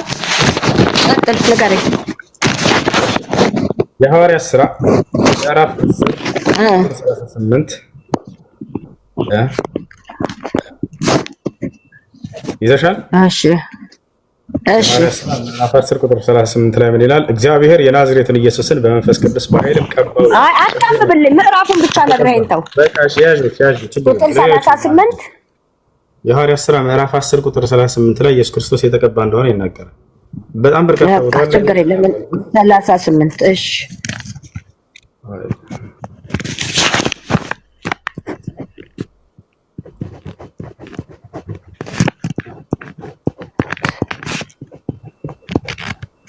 እሺ እሺ አመሰግናለሁ። አየዋለሁ። ነገ ማታ እመልሳለሁ አንተ ጋር። ያየሽ ለናደር ሌላም ጨምረን እሺ። ሉቃስ ወንጌል ምዕራፍ 4 ቁጥር 17 ሉቃስ ወንጌል ምዕራፍ 4 ቁጥር 17 ኢየሱስ ቃል በቃል እግዚአብሔር ወንጌልን እንድሰብክ ቀባኝ ይላል።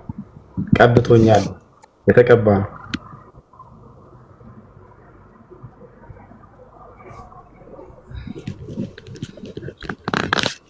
ሉቃስ ወንጌል ምዕራፍ 4 ቁጥር 17 እሺ ሌላ ጥያቄ ያለው ሲቀጥል ከላይ ትራቭል ሰላም አለይኩም። አለይኩም ሰላም ወራህመቱላህ። እንዴት ነህ? ሰላም አልሐምዱሊላህ። አስታወስከኝ ከአሁን በፊት ለአንተና ለእንትና ለኡስታዝ ማን ነበር ወደ ኢትዮጵያ የመምጣት ፕላን ካላችሁ ብዬ ነገራችሁ ነበር። ኢንሻአላህ አስታወስከኝ? ሰላም ነው? አማን ነው? አላ አልሐምዱሊላህ። ኢንሻአላህ እንትን ሰዎች ሲያወሩ ሰምቼ ተጠይቀን ነበር የገባሁት። ረሱል ሰለላሁ ዐለይሂ ወሰለም ነቢያችን በመጽሐፍ ቅዱስ የመጨረሻ ነብይ እንደሚመጣ ተነግሯል የሚል ነገር ሰው ሲያወራ ሰማውና እዚት ራይት የሚለውን ቼክ ለማድረግ ነው። ቁም ነገር እንዳለ እሺ አይሁዶች ነብይ ይመጣል ብለው ያስቡ ነበር። ዮሐንስ እየሰበከ ባለበት ጊዜ ወይንም እያጠመቀ ባለበት ጊዜ መጥተው ጠየቁት። አንተ ኤልያስ ነህ አሉት። አይደለሁም አላቸው። አንተ መሲህ ወይንም ክርስቶስ ነህ አሉት። አይደለሁም አላቸው። አንተ ነብዩ ነህ ብለው ጠየቁት። ነብዩ ነህ ብለው ጠየቁት። አይ አይደለሁም አለ። መሲሁ ማን ነው? ይታወቃል። ኢየሱስ ክርስቶስ ነው። ነብዩ የሚባል አንድ ነብይ ይጠብቁ ነበር እነዚህ ሰዎች አይሁዶች የሚጠብቁት። የት ይገኛል? ኦሪት ዘዳግም ምዕራፍ 18 ቁጥር 18 ላይ ይገኛል። እዛ ለሙሴም ብሎታል፣ እነሆ እንደ አንተ ያለ ነብይንም ማስነሳላቸዋለሁ ብሎ ነግሮታል። ይህም በተመለከተ ነቢያችን ሰለላሁ ዐለይሂ ወሰለም በአይሁዶች ፊት በቆሙ ጊዜ ድምፃቸውን ከፍ አድርገው እኔ ነብዩ ነኝ ብለዋቸዋል። እኔ ነብዩ ነኝ። አላህ በሙሉ ቁርአን ላይ ነብዩ እያለ የሚጠራው እርሳቸውን ብቻ ነው። አነብዩ አውላ ቢልሙእሚኒን ያ አዩሃ ነብዩ ነብዩ እያለ እርሳቸውን ብቻ ይጠራቸዋል። ገብቶሃል አይደል? ያ ነብይ እንደማን አይነት ነው ሲጠብቁት የነበረው አይሁዶች? እንደ ሙሴ ያለ ነብይ ነው ሲጠብቁ የነበረው። ምን አይነት ነብይ እንደሆነ እዚያ ላይ ይገልጸዋል። ቆይ አንዴ ላሳይ። ኦሪት ዘዳግም ምዕራፍ 18 ቁጥር 18 ላይ ስትሄድ ጊዜ ባህሪውን ይገልጻል የዚያን ነብይ። እዚህ ጋር ተመልከቱ። እግዚአብሔርም ምን አለው? እግዚአብሔር ለሙሴ ከወንድሞቻቸው መካከል እንደ አንተ ያለ ነብይ ያስነሳላቸዋለሁ። እንደማን? እንደ ሙሴ ያለ ነብይ ይወጣል። እንደ አንተ ያለ ነብይ ያስነሳላቸዋለሁ።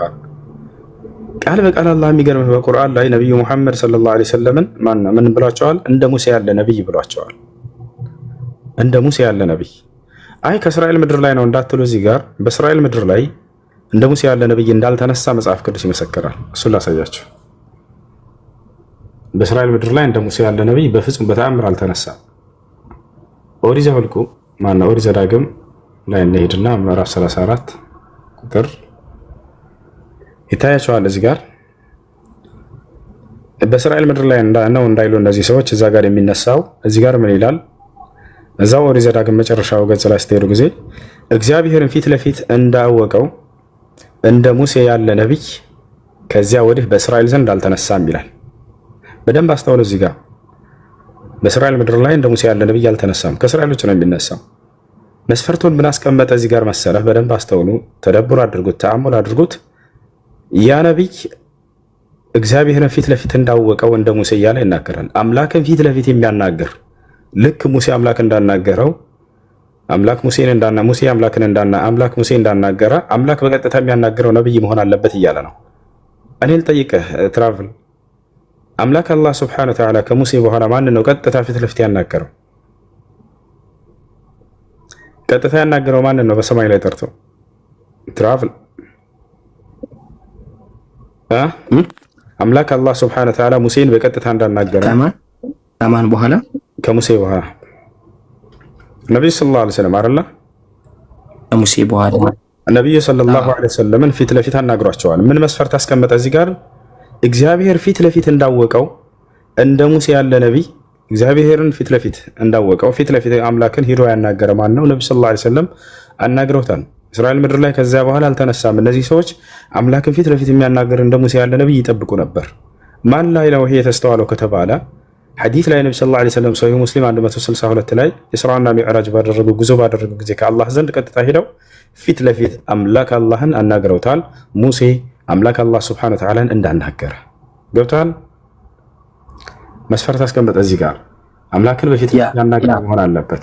ሌላኛው መስፈርት እንመልከት፣ እዚያው ላይ እንመለስ። አሁን ኦሪት ዘዳግም ምዕራፍ 18 ኦሪት ዘዳግም ምዕራፍ 18 እዚያው ላይ ስንመለስ አሁን ምን ይላል? ከወንድሞቻቸው መካከል እንደ አንተ ያለ ነብይ ያስነሳላቸዋለሁ። ሌላኛው ምልክቱ ምንድነው? ያ ነብይ ቃሌንም በአፉ አደርጋለሁኝ ይላል። ያ ማለት መጽሐፍ የሚሰጠው አይደለም፣ በቃል ደረጃ ነው መለኮታዊ ቃሉ የሚነገረው። ገብቶሃል አይደል? ምክንያቱም ማንበብ አይችልም መጽሐፍ እንዳይሰጥ። ስለዚህ ቃሉ በምንድነው የሚሆንለት? በአፉ ላይ መልአኩ ጅብሪል አለይሂ ሰላም መጥቶ መጽሐፍ አይደለም የሰጣቸው። መጥቶ ምንድነው ያደረገው? ቃሉን በአፋቸው ላይ ያነበበላቸው። እርሳቸውም ያንን እየሸመደዱ ይሄዳሉ። ያዘዝኩትንም ሁሉ ይነግራቸዋል አለ ነቢያችን ሰለላሁ ዐለይሂ ወሰለም። ህይወታቸው ፍጻሜ ላይ ምን አሉ? አላሁመ ፈሽሀድ አላሁመ ኢኒ ቀድ በለግቱ አላሁመ ፈሽሀድ አሉ። አምላክ ያላህ ሆይ እነሆ ያዘዝከኝን ቃል ሁሉ አድርሻለሁኝ፣ አምላክ ያላህ ሆይ መስክር ብለው የመጨረሻ ህይወታቸው ላይ ተናግረው ሄዱ። ሁሉንም ተናግረው ያዘዛቸውን አድርጉ ያላቸው ሁሉ። አሁን ቀጥታ ስለሚሰጣቸውን መጽሐፍ ባህሪ ይነገራል። በስሜም የሚናገረውን ቃሌን የማይሰማውን እኔ እበቀልለታለሁ አለ። ያ ነቢይ ከአምላክ ዘንድ የሚመጣለት ቃል እንዳለ በአምላክ ስም የሚናገር ነው። የትኛው መጽሐፍ ነው በአምላክ ስም የሚጀምር? ያ ጀማዓ ቢስሚላህ ራህማን ራሂም በአምላክ ስም በአላህ ስም እጅግ በጣም ርኅሩህና አዛኝ በሆነው በሚል እንዳለ ሙሉ የቁርአን ምዕራፎች ይናገራሉ። ኢላ ሱረቱ ተውባ አየህ አይደለ? በስሜም የሚናገረውን ቃሌን ይላል። በአምላክ ስም ብለው ነው የሚጀምሩት። እንደ አዲስ ኪዳን ናቸው እንዳልን በሉቃስ ወንጌል፣ የዮሐንስ ወንጌል፣ ማርቆስ ወንጌል ብለው ነው የሚጀምሩት። በአምላክ ስም በፍጹም የሚጀምሩ አይደሉም። ይሄ ግን ቃል በቃል በአምላክ ስም ብሎ የሚጀምር መጽሐፍ እንደሚሰጠው ነው። እርሱን የማይቀበሉትን ሰዎች ይበቀልለታል። እንዳለ ከሃዲያኖች ቁረይሾችን አይታችኋል። አንቀበልም ያሉ ሁሉ እንዳለ ወድቀዋል በህይወታቸው። በርካታ መንግስታቶች፣ የሮማ መንግስታት እንዳለ ሁሉም መንግስታቶች ሁሉ በዘመናቸው አንቀበልም ያሉ ሁሉ ደብዳቤ ተልኮላቸው ሁላቸውም ወድቀዋል። ደብዳቤ ላኩላቸው። ወፈቻለ አይደል? ይሄ ነው። ቀጥሎ ምን አለ? ነገር ግን ይናገር ዘንድ ያላዘዝኩትን በስሜ በድፍረት የሚናገር ወይንም ሌላ መልእክት የሚናገር ነብይ እርሱ ይገደል አለ። ያ እንደተቃላይ ነብይ ይሄን ቃል የሚነገረው በስሙ ነው፣ በአምላክ ስም ነው የሚነገረው። ያን ነብያችን ሰለላሁ ዐለይሂ ወሰለም ያዘዝኩትን ሁሉ ያደርጋል። ወማ ينطق عن الهوى ከራሱ አንዳችን አልተናገረም ሙሐመድ እኔ ያዘዝኩትን ቃል እንጂ ብሎ አላህ በቁርአን ላይ ራሱ መስክሮላቸዋል። ይሄን ይመስላል። ሌላው ነገር ኢየሱስ ክርስቶስ አዲስ ኪዳን ላይ የተናገረው ኢየሱስ ክርስቶስ አዲስ ኪዳን ላይ ከእርሱ በኋላ የነብይነት ማዕረግ ከእርሱ ከእስራኤላውያኖች እንደሚነጠቅ ለሌላ ወገን እንደሚሰጥ ይነግራቸዋል። ኢየሱስ ክርስቶስ አዲስ ኪዳን ላይ ምን አለ መሰላችሁ? ለእስራኤላውያኖች ሲነግራቸው ኢነ መለኩቱላህ ትንዘዑ ሚንኩም ወዩዕጣ ሊኡመቲን ተዕመሉ አስማረሁ አለ። የእግዚአብሔር መንግስት ከእናንተ ተነጥቃ አላቸው ለአይሁዶች፣ ከእናንተ ተነጥቃ ፍሬውን ለሚያፈራ ትውልድ ይሰጣል ብሎ ነገራቸው። ከዚያም በኋላ ያ አካል ማን እንደሆነ ወረድ ብሎ እዛው ሲናገር እርሱም የማዕዘን ራስ ድንጋይ ነው እያለ ይናገራል። የማዕዘን ራስ ድንጋይ የሁሉም አለቃና ዋና ለማለት ነው። ነቢያችን ሰለላሁ ዐለይሂ ወሰለም ቃል በቃል ይሄን ኢየሱስ የተናገረውን ያ የማዕዘን ራስ ድንጋይ እኔ ነኝ ብለው ሐዲስ ላይ ተናግረዋል። ፈአነ ለቢና አሉ የማዕዘኑ ራስ ድንጋይ እኔ ነኝ ብለው ቃል በቃል ሐዲስ ላይ ተናግረዋል። ይሄ ምሳሌው እንዴት መሰላችሁ? ነቢያችን ሰለላሁ ዐለይሂ ወሰለም መሰሊ ወመሰሉ الأنبياء الذين من قبل አሉ كمثل رجل بنى بيتا فأحسنه አሉ إلا موضع لبنة وكان الناس يطوفون ويعجبون منها ነቢያችን ሰለላሁ ዐለይሂ ወሰለም ሲናገሩ ምን አሉ? እኔና የቀደሙኝ ነቢያቶች ምሳሌያችን ልክ እንደ አንድ ግንብ ነው አሉ። ግንብ በብሎኬት የተገነባች ግንብ ልክ እንደ አንድ ሰው ግንብን እንደገነባ።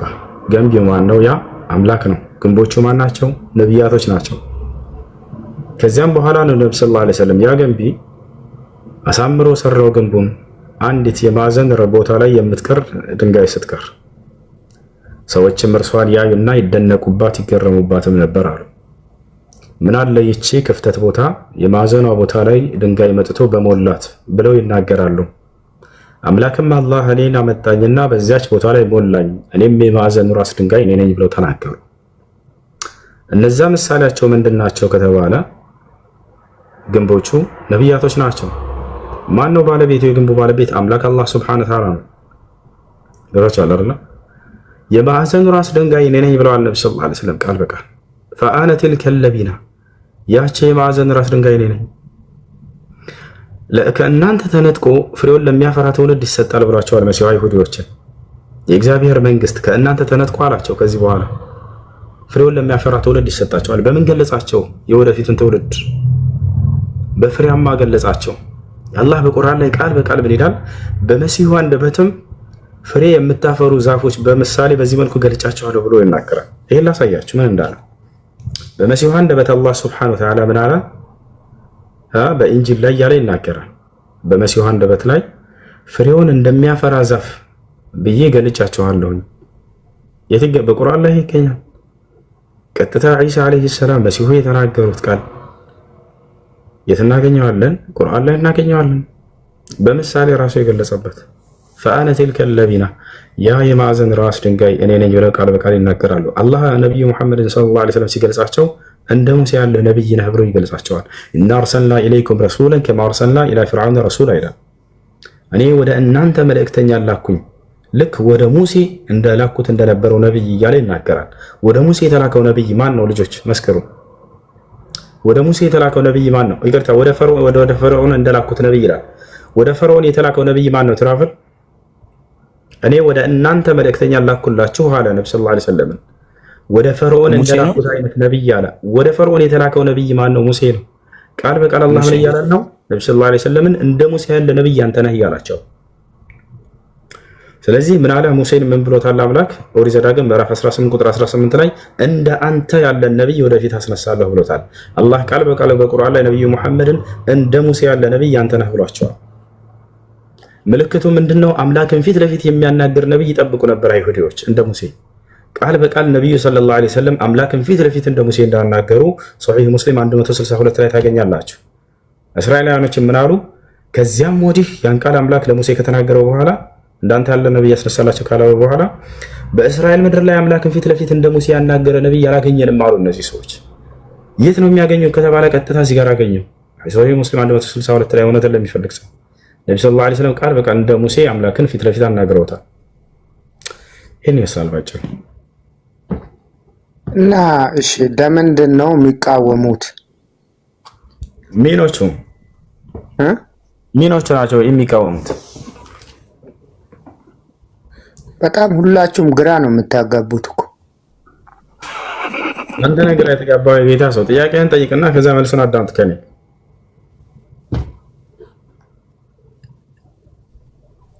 አይቶ አሁን የምትለው እንደ ሙሴ አይነት አሁን ነብይ መሐመድ ነው አይደል የተነሳው?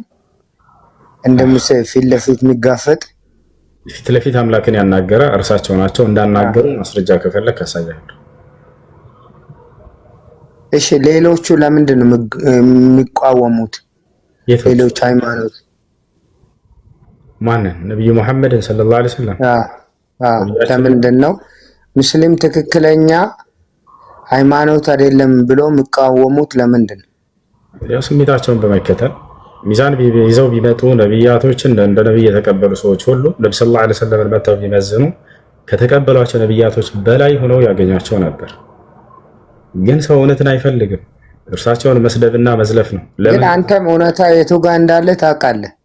አዎ በደንብ አውቃለሁኝ። አምነህ አትቀበልም? የትኛውን? የቱ ጋር ነው ትክክለኛ እውነታ አለ? ነብዩ መሐመድ ሰለላሁ ዐለይሂ ወሰለም ጋር እንዲሁም ኢብራሂም፣ እስማኤል፣ ኢስሐቅ እነዚህ ሁሉ ነብያቶች ጋር ነው እውነት ያለው። ወንድ ልጅን በማምለክ ላይ በፍጹም እውነት የለም፣ አይኖርም ወደፊት። አንተ የሚመስል ወንድ ልጅ አምልከህ እውነት ላይ ነው ያለው ብለህ ታስባለህ? እስኪ መልስልኝ ሳሚ፣ ቆም ብለህ አስብ። እንዳንተ ሲበላ ሲጠጣ ሲፈሳ የነበረን ሰው ከይቅርታ ጋር ማለት ነው። ይሄ ቃል ይቅርታ መጨረሻ ላይ ያለውን ክርስቲያኖች በቃ እንደኔ እንዳንተ የነበረን ሰው ግን ሰው የሚጎዳ ቃላት አትናገር ነው አይደል ያለ ነው። ነገር ግን ነው እዚህ ጋር ማለት ነው እኔና አንተንን ለሃይማኖት የምንከራከረው። እንዳንተ የሆነ ሰው ለምን ታመልካለህ? እሺ ይሄ እውነት ያለው እዚህ ጋር ነው ብለህ ታምናለህ? መልስልኝ ያላ ነው እኔና አንተንን እዚህ ጋር ለሃይማኖት የኛው ሃይማኖት እውነት ነው ብለህ ታምናለህ ወይ? ያሁን ወሬቶ እውነት ነው ብለህ ታምናለህ? ወንድ ልጅን ማምለክ መልስ ያላ። እግዚአብሔር ወንድ ልጅ ነው ሴት ልጅ ነው? በጣም ጥሩ። እግዚአብሔር ኢየሱስ ክርስቶስ እግዚአብሔር ነው ብለህ ታምናለህ አይደል? እኔ አምናለሁ። ግን እግዚአብሔር ወንድ ነው ሴት ነው ታውቃለህ? ስለዚህ የምታመልከው አምላክ ወንድ ልጅ ነው አይደል? ነው እግዚአብሔር ወንድ አንተ አላህም በል ፍታላህ እንደ ኢየሱስ ክርስቶስ አምላኬ ነው ብለሃል አይደል? ኢየሱስ ክርስቶስ ወንድ ልጅ ነው አይደል? ወንድ ልጅ ነው። ስለዚህ ወንድ ልጅ ታመልካለህ አይደል? እሺ በቃ ስለዚህ ወንድ ልጅን እያመለክ እውነት ላይ ነው ያለሁት ብለህ ታምናለህ?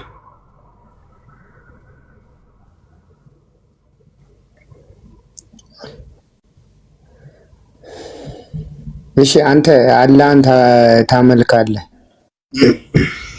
አዎ አላህን አመልካለሁ። ችግሩ እኮ አታስጨርሰንም እኛን። አሁን አንተ ባለቤቱ ስለሆንክ ታወጣለህ፣ ከፈለግ ታስገባለህ። እንዲህ ፌስ ቱ ፌስ የሚጋፈጥን አትፈልግም። አንተ አንድ ነገር የምችለው ማውጣት ነው ማስገባት ነው። ስለዚህ አንተ የምታመልከው አላህ ወንድውን ሴትውን አታውቅም፣ ታመልካለህ አይደል? አውቃለሁ። ልመልስልሽ። አምላክ አላህ ስብሐነ ወተዓላ ወንድንና ሴትን የፈጠረ የሆነ አምላክ ነው። የጾታዎች ሁሉ ፈጣሪ ነው እርሱ አምላክ አላህ ስብሐነ ወተዓላ። ይህን በቁርአን ላይ ሲናገር ወሚን ኩል ሸይእን ኸለቅና ዘውጀይን ይላል። ከእያንዳንዱ ነገር ጥንዶችን ወንድና ሴትን አድርጌ ፈጠርኩኝ እያለ ይናገራል። የቁል ስብሐነ ወተዓላ ወማ ኸለቀ ዘከረ ወልኡንሳ ወንድንና ሴትን እንደፈጠረ አላህ እዚህ ጋር ይናገራል። ወየቁል ስብሐነ ወተዓላ ያ አዩሃ ናስ ኢና ኸለቅናኩም ሚን ዘከሪን ወኡንሳ እናንተ ሰዎች ሆይ እኔ ከወንድና ከሴት ጥንድ አድርጌ ፈጠርኳቸው እያለ ይናገራል። ወየቁል ስብሐነ ወተዓላ ያ አዩሃ ናስ እተቁ ረበኩም አለዚ ኸለቀኩም ሚን ነፍሲን ዋሂደትን ወኸለቀ ሚንሃ ዘውጀሃ አላህ ስብሐነ ወተዓላ የጾታዎች ፈጣሪ የጾታዎች ሁሉ አስገኝ እንጂ እርሱ ጾታ አለ ተብሎ የሚገለጽ አይደለም። ያንተ አምላክ ግን ጾታ አለ ተብሎ የሚገለጽ ነው። የጌታ ሰው ምን ትላለህ? ቃል በቃል ወንድ ልጅ ነው ይላል አምላክህ። ምን ትላለህ?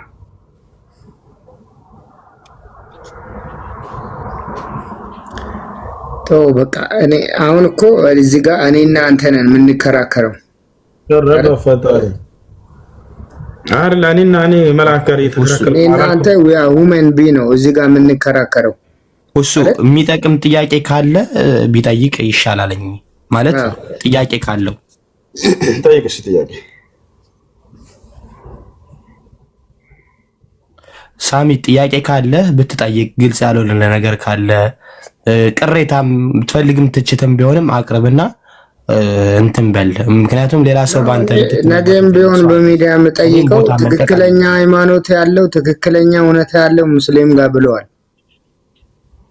በቃ እስከዛሬ እኛ የምንከተለው ሃይማኖት ውሸት ነው ማለት።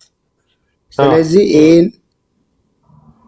እቺኛው መልክ በሰፊው እስከማገኝ ያው አንተ እኔ ጋር ነው ትክክለኛ እውነት ያለው። አብዛኛው ሰው ከሙስሊም ወደ ፕሮቴስታንት ወደ ሌላ ሃይማኖት እንዲመጣ በጣም ፑሽ እየተደረገ ነው። ግን እሱ ያለው ትክክለኛ ሃይማኖት ያለው እኛ ጋር ነው፣ ትክክለኛ እውነት ያለው ሙስሊም ጋር ነው ብለዋል። ምን እርግጠኛ ነኝ ለዚህ? በማስረጃ ስለሚሄድ ማስረጃ ከፈለክ እያሳይ ቅድም ጠይቀህ ነበር ሲያወጣልኝ ያልክ አምላክ እንደሰበከ አምላክ እንዳዘዘ ሙስሊም ሆኖ ብሎ ነብያቶች ሁሉ ሙስሊም ሆኖ ብለው እንዳሉ ነብያቶች ሁሉ እኛ ሙስሊሞች ነን እንዳሉ እያሳየህ ነው። እንግዲህ እውቀት የሚገነባው የእምነት ባለቤት እስከሆንክ ድረስ በአምላክና በነብያት ትምህርት ነው ብለህ እስካመንክ ድረስ ቢያንስ በያዝከው መጽሐፍ ላይ ማጽደቅ አትችልም። እኔ ማጽደቅ የምችለው እውነታ አንተ መጽሐፍ ላይ እግዚአብሔር ክርስቲያን ሆኖ ብሏል ወይ የለም? አሁን እኮ የትኛውም በአንተም ሃይማኖት በእኛም ሃይማኖት በስሜ ብዙዎች ይመጣሉ ብለዋል። ጠይቀው አያዳምጡም። ከኔ ፊት መጽሐፍ አይችሉም። እሺ ልጆች መልካም አዳር ይሁንላችሁ።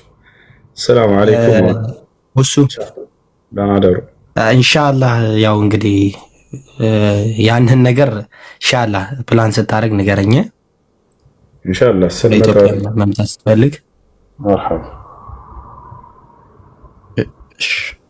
እና በዚሁ አጋጣሚ አፕሪሼት አድርጋለሁ። ፔሸንት ማለት ትዕግስት በጣም የሰብር ደረጃ በጣም ነው ደስ የሚል። የኢማንን ደረጃ ነው የሚያሳየው።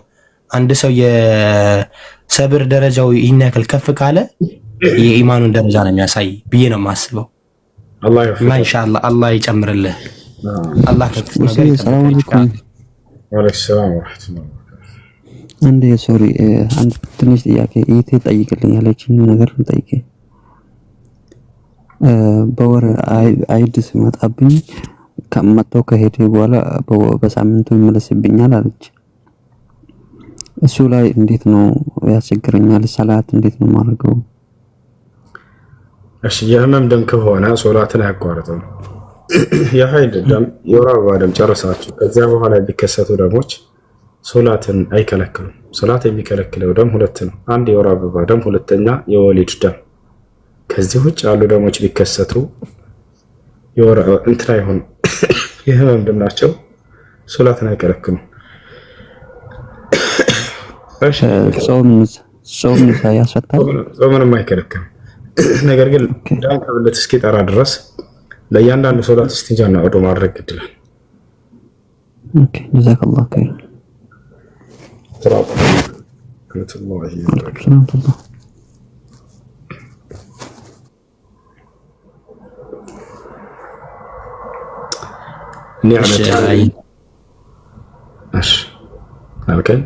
السلام عليكم. وعليكم السلام ورحمة الله وبركاته.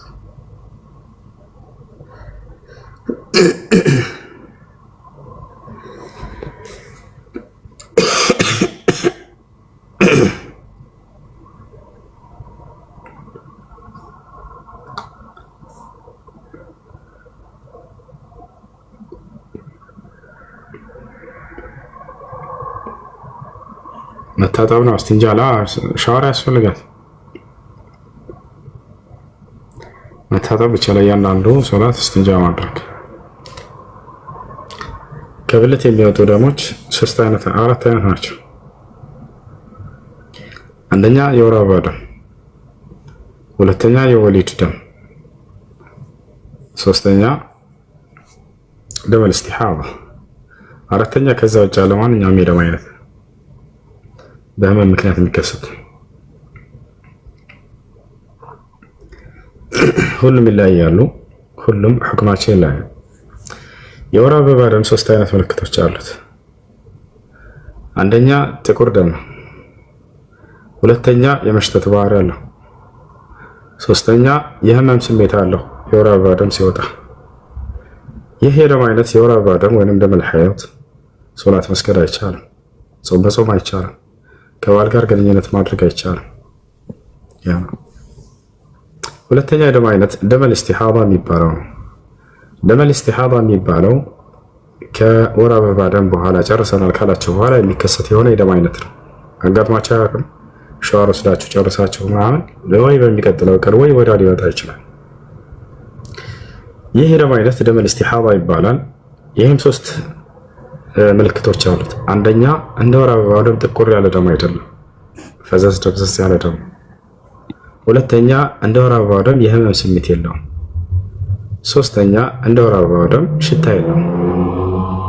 የዚህ አይነቱ የደም አይነት ደም الاستحاضة ይባላል። ህክሙ ሶላትን አይከለክልም። ነገር ግን ለእያንዳንዱ ሶላት እስቲንጃና ውዱ ማድረግ ግድ ይላል፣ ከብልት ላይ ሙሉ በሙሉ ያ ደም እስኪጠራ ድረስ።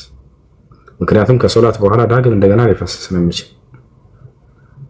ያታቸው ጾምን ይከለክላል ወይ ነው? አይከለክልም። እሺ ሶስተኛው የደም አይነት የወሊድ ደም ወይንም ደም ንፋስ የሚባለው ነው። እሱ ደግሞ ሴት ልጅ ከወለደች በኋላ ለተከታታይ ቀናቶች የሚደማ የሆነ የደም አይነት ነው። ጊዜ ገደብ አለው ወይ ከተባለ ሴቶች ብዙ ጊዜ አብዛኛውን በተለምዶ በሀገራችን ላይ 40 ቀን ካልሞላ በስተቀር እነዚህ ሰዎች ከዚያ አይነሱም። ከትንሽ የቤት አለች ከዛች አይወጡ እና ሶላትንም አይጀምሩም። የግዴታ 40 ቀን በቃ መሙላት አለበት። ይሄን መስፈርት ከየት እንዳገኙት አላውቅም። ይሄ መስፈርት የለም ባጭሩ በቁርአንና በሐዲስ ላይ። መስፈርቱ ምንድነው ከተባለ ከደም መጽዳቷ ነው። በ30ኛ ቀን በተጸዳ ከደሟ የዛኔ ሻወር ወስዳ ሶላቷን መጀመር አለባት። በ35ኛ ቀኑ በተጸዳ የዛኔ ሻወር ወስዳ ሶላቷን መጀመር አለባት። ከባልም ጋር አልጋ ላይ መጫወት ይቻላል። ሌላኛው ነገር ምንድነው? ከ40 ቀን ቢያልፍስ ሼኽ ሷሊህ አልፈውዛን ታላቁ ዓሊም ነው። ከ40 ቀን ቢያልፍ የህመም ደም ነው የሚሆነው አሉ። ስለዚህ ሶላትን አይከለክልም። ከዚያ በኋላ ቢያልፍ ልክ እንደ ደም الاستحاضة ለእያንዳንዱ ሶላት እስቲጃና ኡዱ እያደረገች መስገድ አለባት ማለት ነው። ካልሆነ ያ ሰላም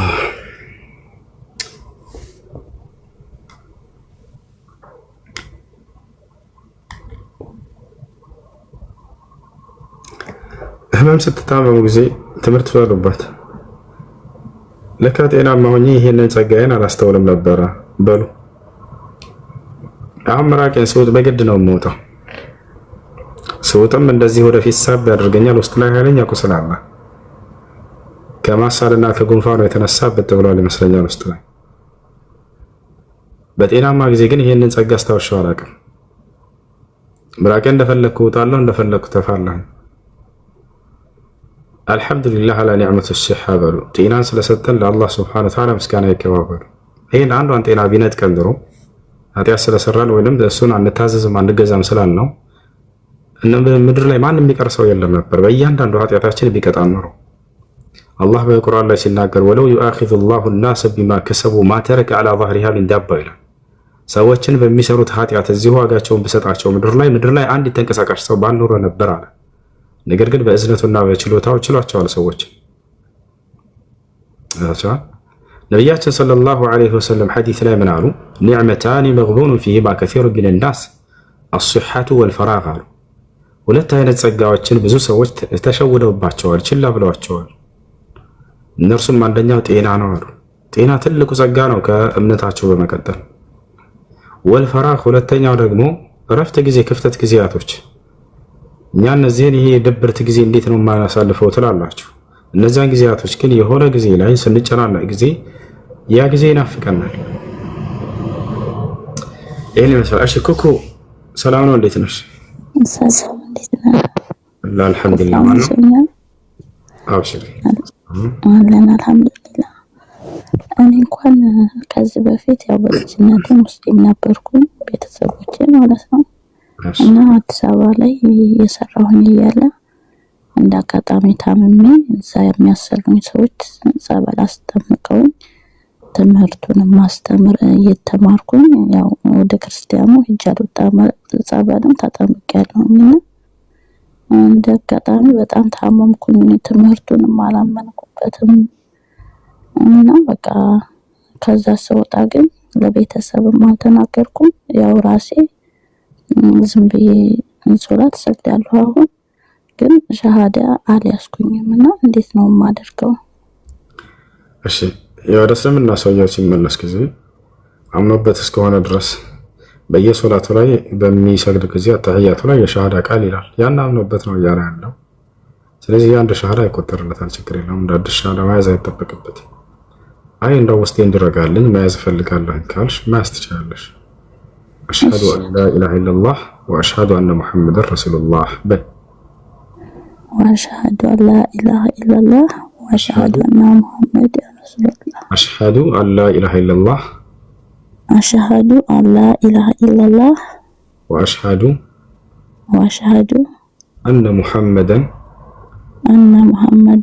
ረሱሉላህ። መልካም። ሰላም አለይኩም ወረሕመቱላሂ ወበረካቱህ ልጆች።